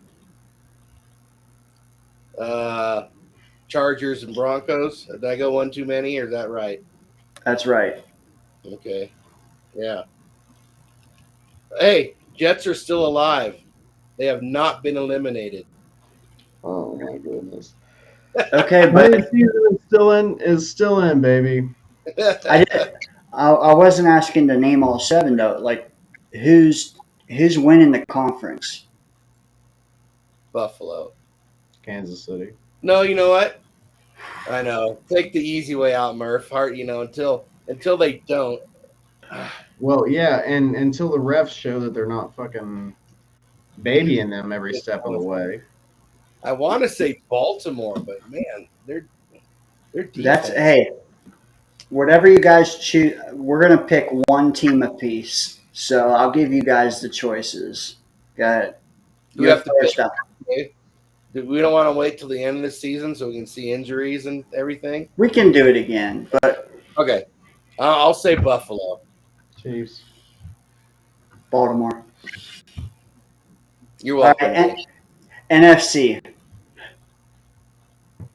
Philly. Lions. Fucker. Give me choices. What am I'm too many deep. I mean, I'm No, trying to who else is there? think. Look it up. Commanders. Seattle. Nah. Packers. Oh, Packers. yeah. I'll take Vikings. you. Hey, dark horse. 49ers turn it around. No. I hope not. All right. Who did you say your NFC again? Philly. Lions. Yeah, it's a crapshoot after that. You know what? I will take Green Bay. I think the Lions their defense is just so beat up. And Hey, I don't know. After watching them against Green Bay, and how are they going to stop Saquon? They don't have to. They're going to score 50 on them. if they go for it on every fourth down, Yeah, that worked Hey. out well in the playoffs last year, didn't it? You know, I just had to look it up because I was like, wait a second. It just hit me. I was like, there are 3 teams in the NFC North that have 9 wins already. Yeah. 3 out of the 4 teams have 9 wins or more. That's crazy. There's still 5 games to go. No I'm kidding. looking at it. I'm looking at it now too. That is crazy. Then you got the Bears. Yeah, and they're really that's not impressive. like rollovers. Like they're competitive in most games. That's 31-7 between the 3 of them. 31-7. That's higher than 750 batting average. That's crazy talk. That is. But then the South balances it out. Yeah, And the West. You know, it's shocking that the Rams couldn't do more this year. They're a dark horse, I think. Well, they did have some injuries for them. They were playing without Cup and Puka for a while. True. yeah, that's true. And they look better when he comes back. But Yeah. all right, Dane, I think I'm ready to sign off, brother. Have a good night, man. Thanks for doing this. Yeah, Later, Murph. absolutely. Hey, Next how about maybe one final hot take Sunday? Not about the game, like who wins, but maybe pick a player that will go above what people think or lower than what people think.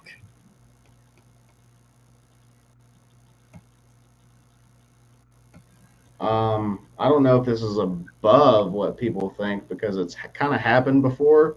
But Brandon Eccles has 2 his number. He's getting like a pick 6 Sunday, buddy. Boom. Will that be the 3rd interception of the season for the team, or would it be the 4th? Yeah. I think 3rd for the team. Yeah. Yeah. Hey, have a good night, Murph. All right, fellas. Have a good night. Later, Murph. See ya. All right, let me get this off the screen here. Do you feel like you want to pick game winners across the league for this Sunday or no? All right. Sure. Throw them at me. Yeah, let me bring them up. One sec.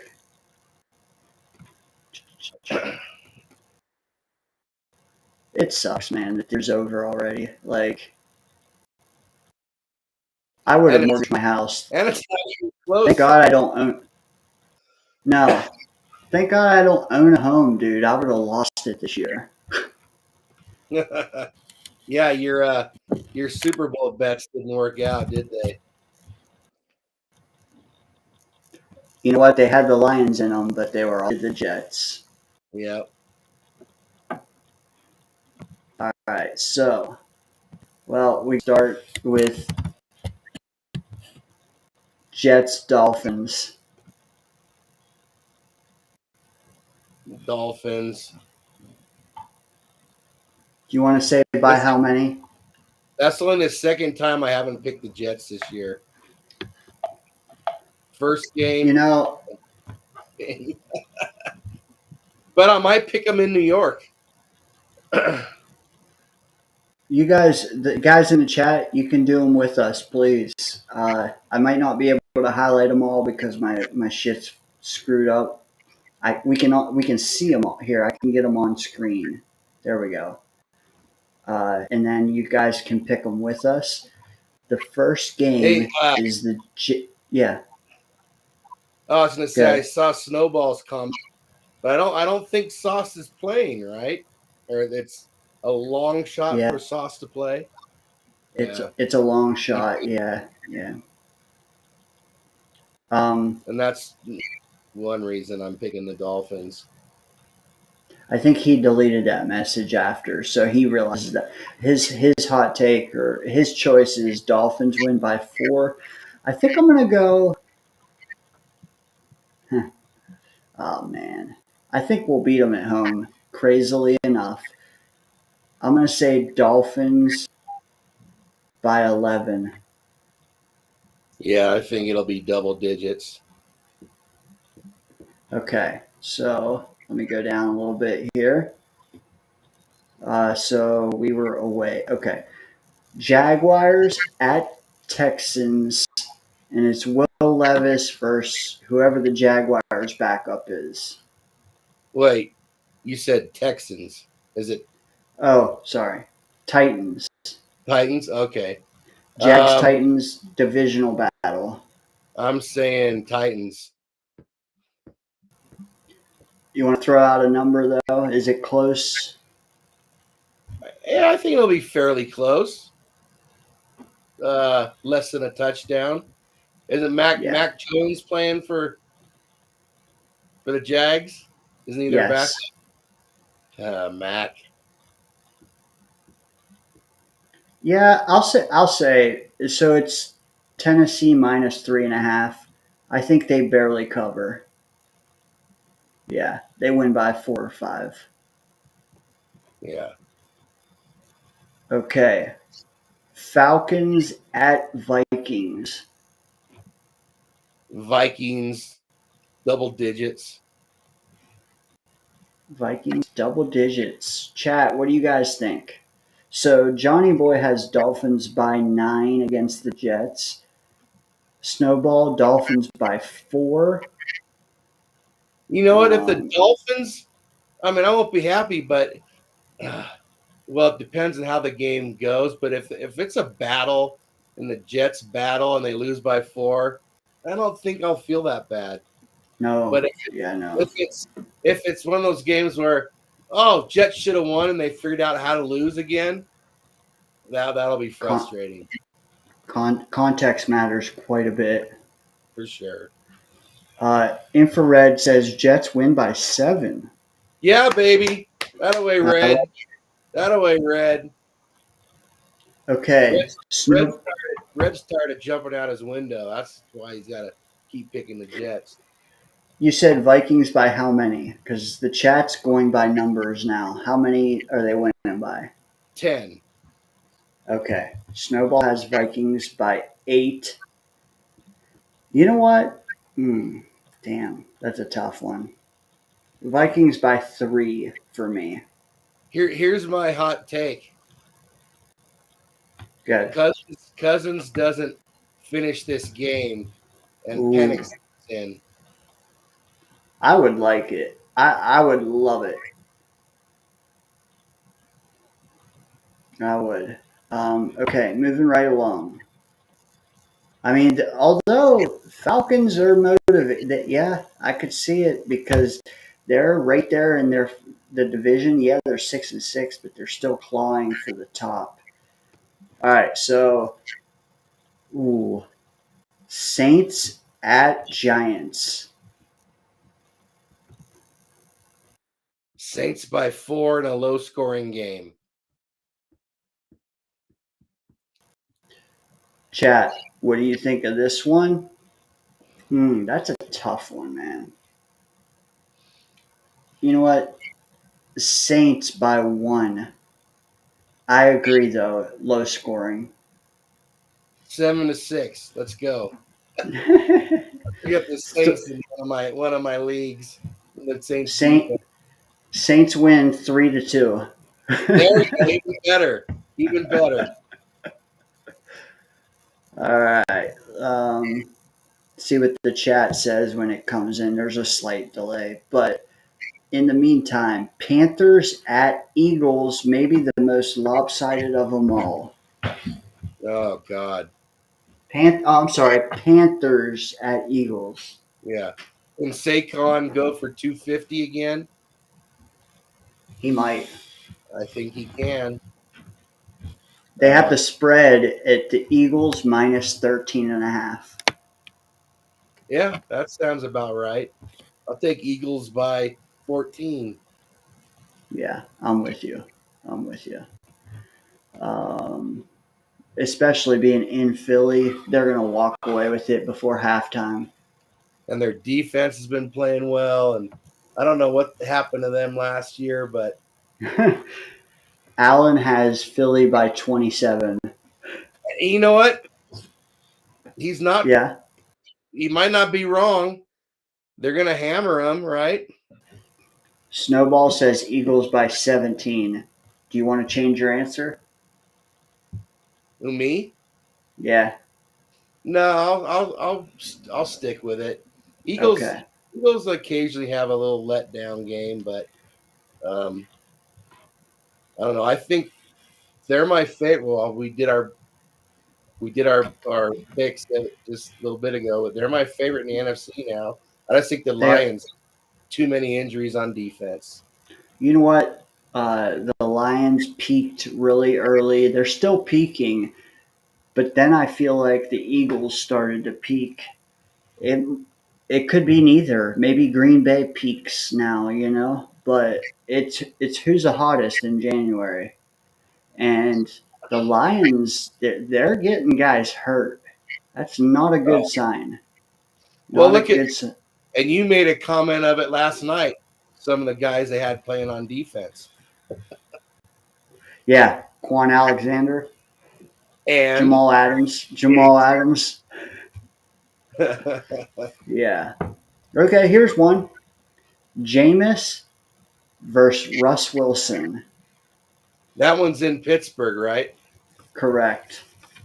I'm going Steelers by 9. Tough one. You know what? I don't want to just pick all the favorites. I'm gonna go Browns by 2.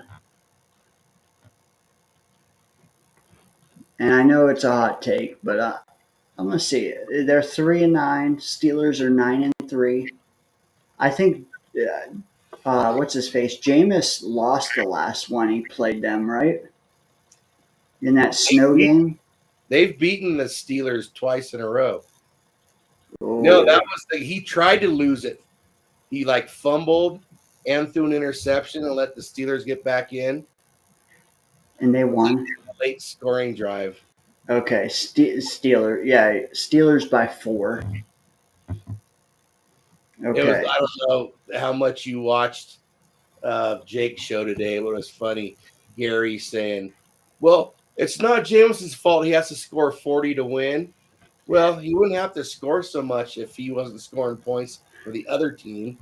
Yeah, he threw 6 touchdown passes last week. I mean, take Four, off four for 14 his points. team. Yeah. 4 for his team and 2 for the other.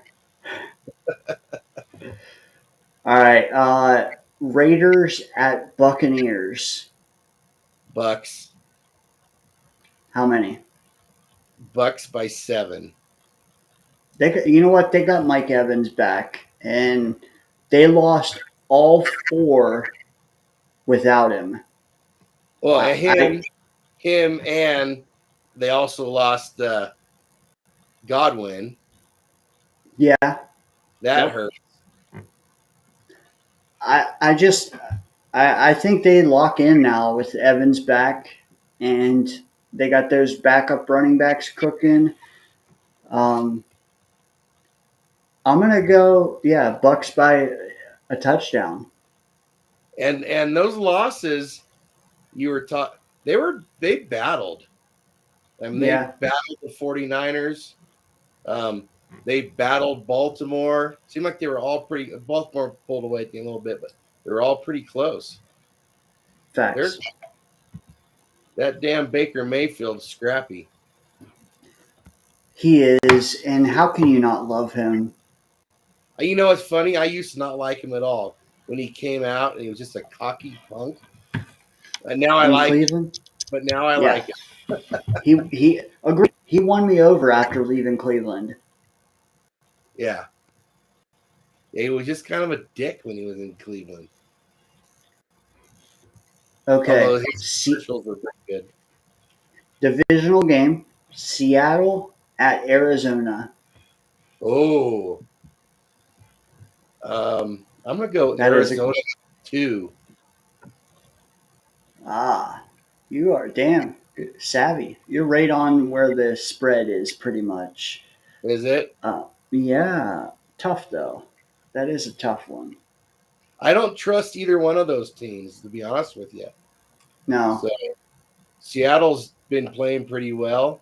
They tried to throw out a stinker for a while last weekend. Maybe they'll yeah. actually do it this weekend.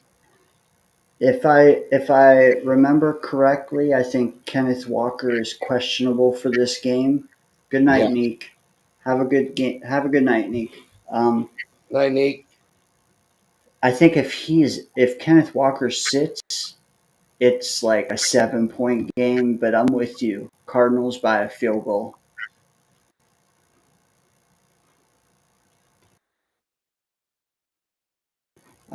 Snowball has Cardinals by 7. John, I don't know if Johnny's still with us and wants to throw something out, or E Boogie does, but we're all nobody's picking Gino. If it was in Seattle, I would pick him. I would too. Okay, fair. They Let's just see. they just beat Arizona and Seattle like 2 weeks ago? Yeah, I think they did, and I hate the way the NFL is doing this schedule. Like Cleveland and Pittsburgh playing twice in 3 weeks. We play Miami twice this month. Like that's too much. Yeah. All right, let's move right along here. This is a good one. Bills at Rams. Oh, that Yeah. is but I think the Bills win by 3. Okay. And Bills minus 3.5. I like it. Okay?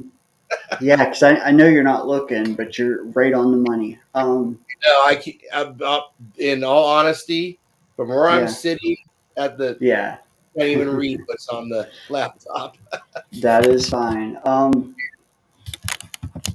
So I wanted to pick an upset, and the Cleveland one didn't work out because I thought they choked away the last one. I'm gonna pick an upset here.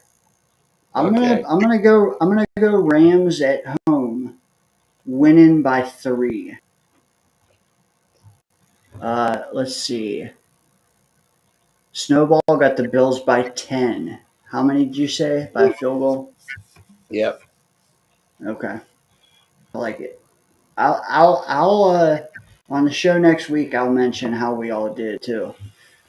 All right, we're winding down. There's only a few left. We're into the late time slot. I think there's three games left. Okay, Bears at 49ers. I want to pick an upset here, but I just can't. Um 49ers. God, they're missing a bunch of guys. You know what? I'm going upset here. Bears by 4. Okay. I like it. I like it, man. No McCaffrey. No Ayuk. Bosa's Bears. out. The left tackle's out. You know, how healthy is Purdy? I don't know. True. But See what Snowball has to say. Garendo, So, yes. I do like San Francisco. I mean, it's very intriguing. I want to see those San Francisco running backs. But aside from that, Caleb, I'm just not a believer in. I'm not I'm gonna either, go. but I'm gonna go 49ers by a field goal. yeah. But it could very easily go the Bears' way. Um, Robert, I see your question. We will hit that at the tail end, so just give us a minute here. Snowball says 49ers by 5. What did you say again? You said Bears by how many? 4. Bears by 4. I I hope like it. it's that little new coach surge. Yes. And hey, that's a coin flip game. All And right, we hey, got and the yeah, 49ers, they're struggling. They've got their ass kicked 2 games in a row. Now by pretty good facts. teams, but True. We got 2 left, Scott. We got Chargers at Chiefs. oh, here we go. Yes. This could have been my upset, but you know what? Chiefs will somehow win by 1. Chargers don't have any receivers except McConkey, and he's may or may not play. Yeah. Boy, they sold all their receivers, didn't they? They did. And there you go. There's the Allen's deal for Garrett Wilson. Maybe Chargers would pay a boatload for him. So Snowball picked the referees by 3. Yeah, the Chiefs forgot and wore their striped pants. So the line is KC by 4. Where are you at? I said Chiefs by 1. Some lucky bullshit somehow they'll win.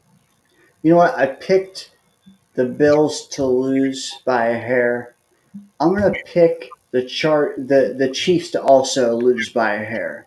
Chiefs by 2. There Or we I'm sorry, go. Chargers by 2, There we obviously. go. Let's do it, man. The top 2 teams in the AFC drop a game. I like it. All right, final game. Not as good as Sunday night, but it is a close one.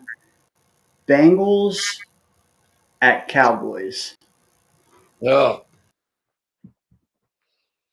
Bengals by Bengals by 6. I can see it. You know what? I feel bad for CeeDee Lamb. I do. Because Jamar Chase has been cooking. CeeDee Lamb has had Cooper Rush. um, I think it makes a difference in this game. I think I'm going Bengals by 11. I am. Yeah, Snowball says Bengals by 10. I like it. I they can't all be nail biters. We'll see though. Monday Night Football. Ugh. The primetime games have been hit or miss. But all right, let me get that off there. Let me stop sharing that.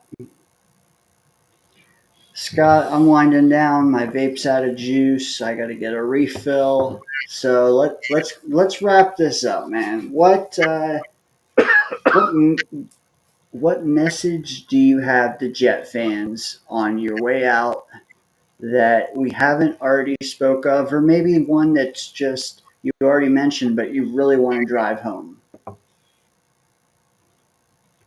For Jets fans specifically, I'm going to make a lot of friends with this one. Quit your damn crying. Preach. Okay, I like it. That's it. Any specific categories they're crying in that you're annoyed with? No, I'm just annoyed with all of it. Um, you know, sucks having a losing season, but there's worse things that happen to us. Facts. And we have some talent. People act like It's not like they're the Carolina Panthers true. or who else is bad? Jaguars. The Jags, Yeah. uh, Giants. Giants. The Saints are on the verge of maybe being bad, and they got a couple guys, but the Patriots, the Although Raiders. I do you think that the Patriots have a leg up on us? No, Okay.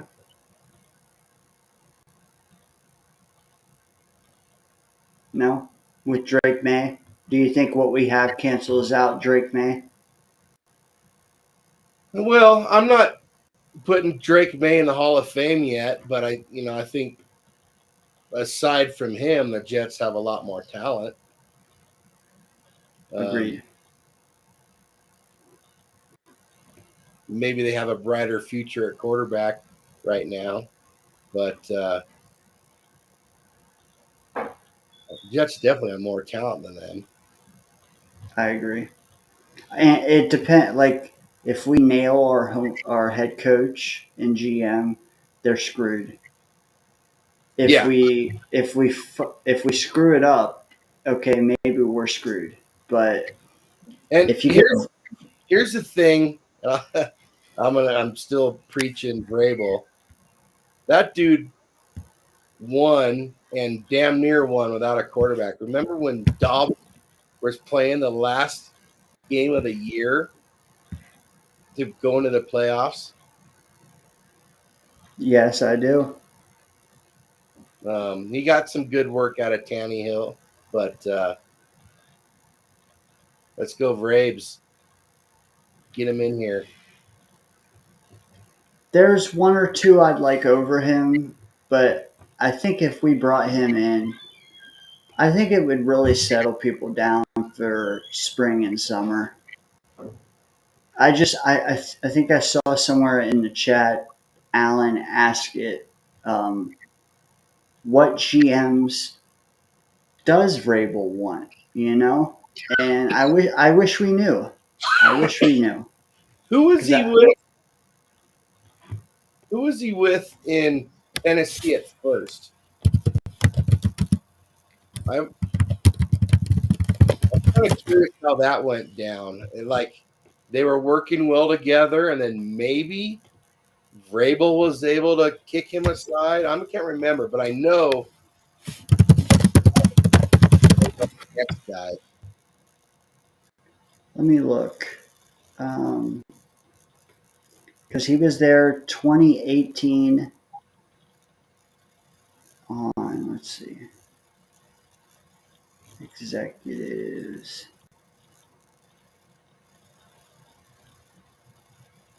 John Robinson. That okay? Yeah, I remember that name. Then who? But he was the first guy, right? He was 2016 to 2022, and then yeah, okay, then it was Ran Carthon.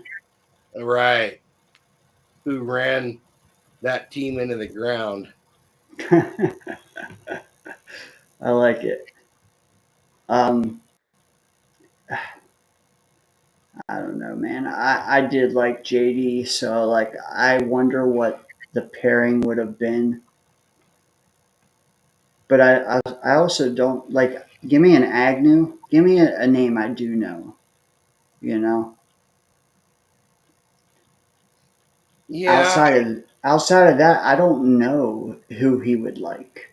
I don't. Well, Dim, and I don't. I mean, how many Dimitrov. Dim, Thomas Dimitrov? How many GM candidates, legit candidates, do we even know? I could throw out 5 names. we want to jump to head coach because we don't know the GMs that are viable.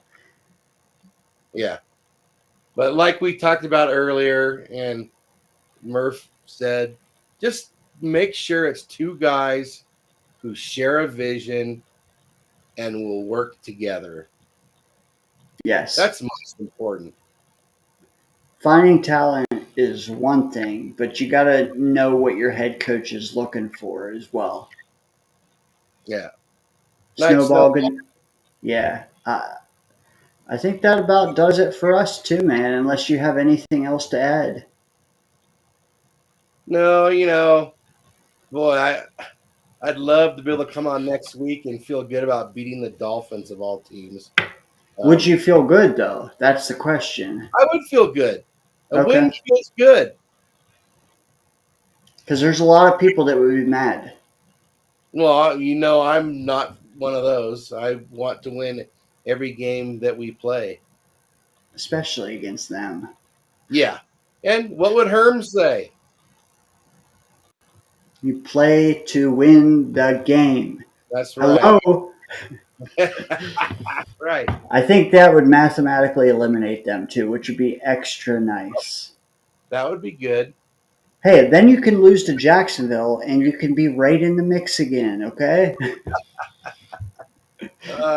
Wouldn't it be funny if they beat the Dolphins twice and then somehow the Dolphins ended up drafting before them? Oh, people. Allen would have a field day with that one, wouldn't he?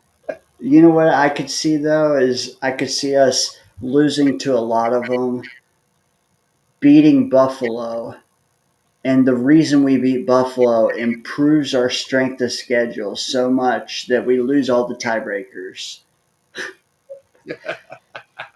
Well, We'll see.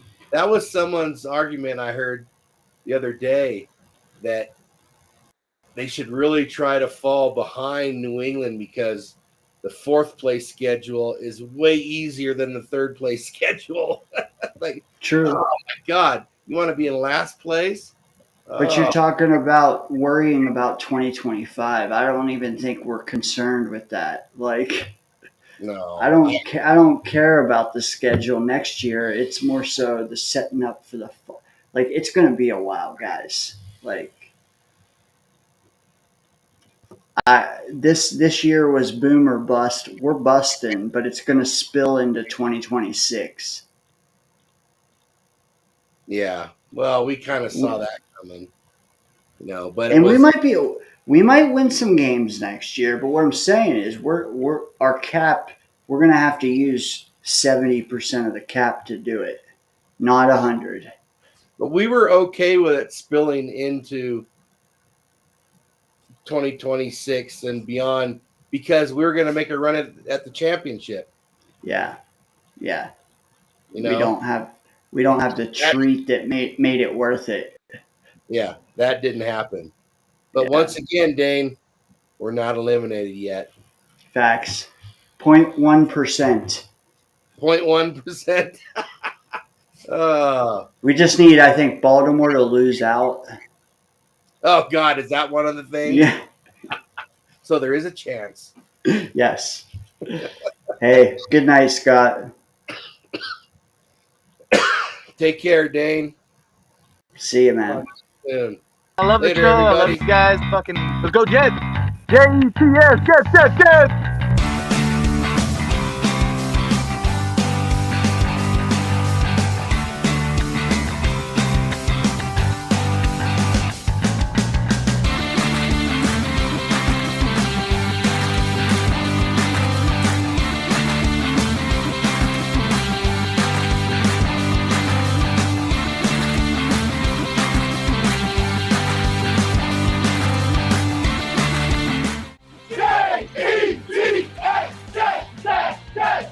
I'm beating you with my mind, and I can still dominate, I think. Dane, you're a legend, bro.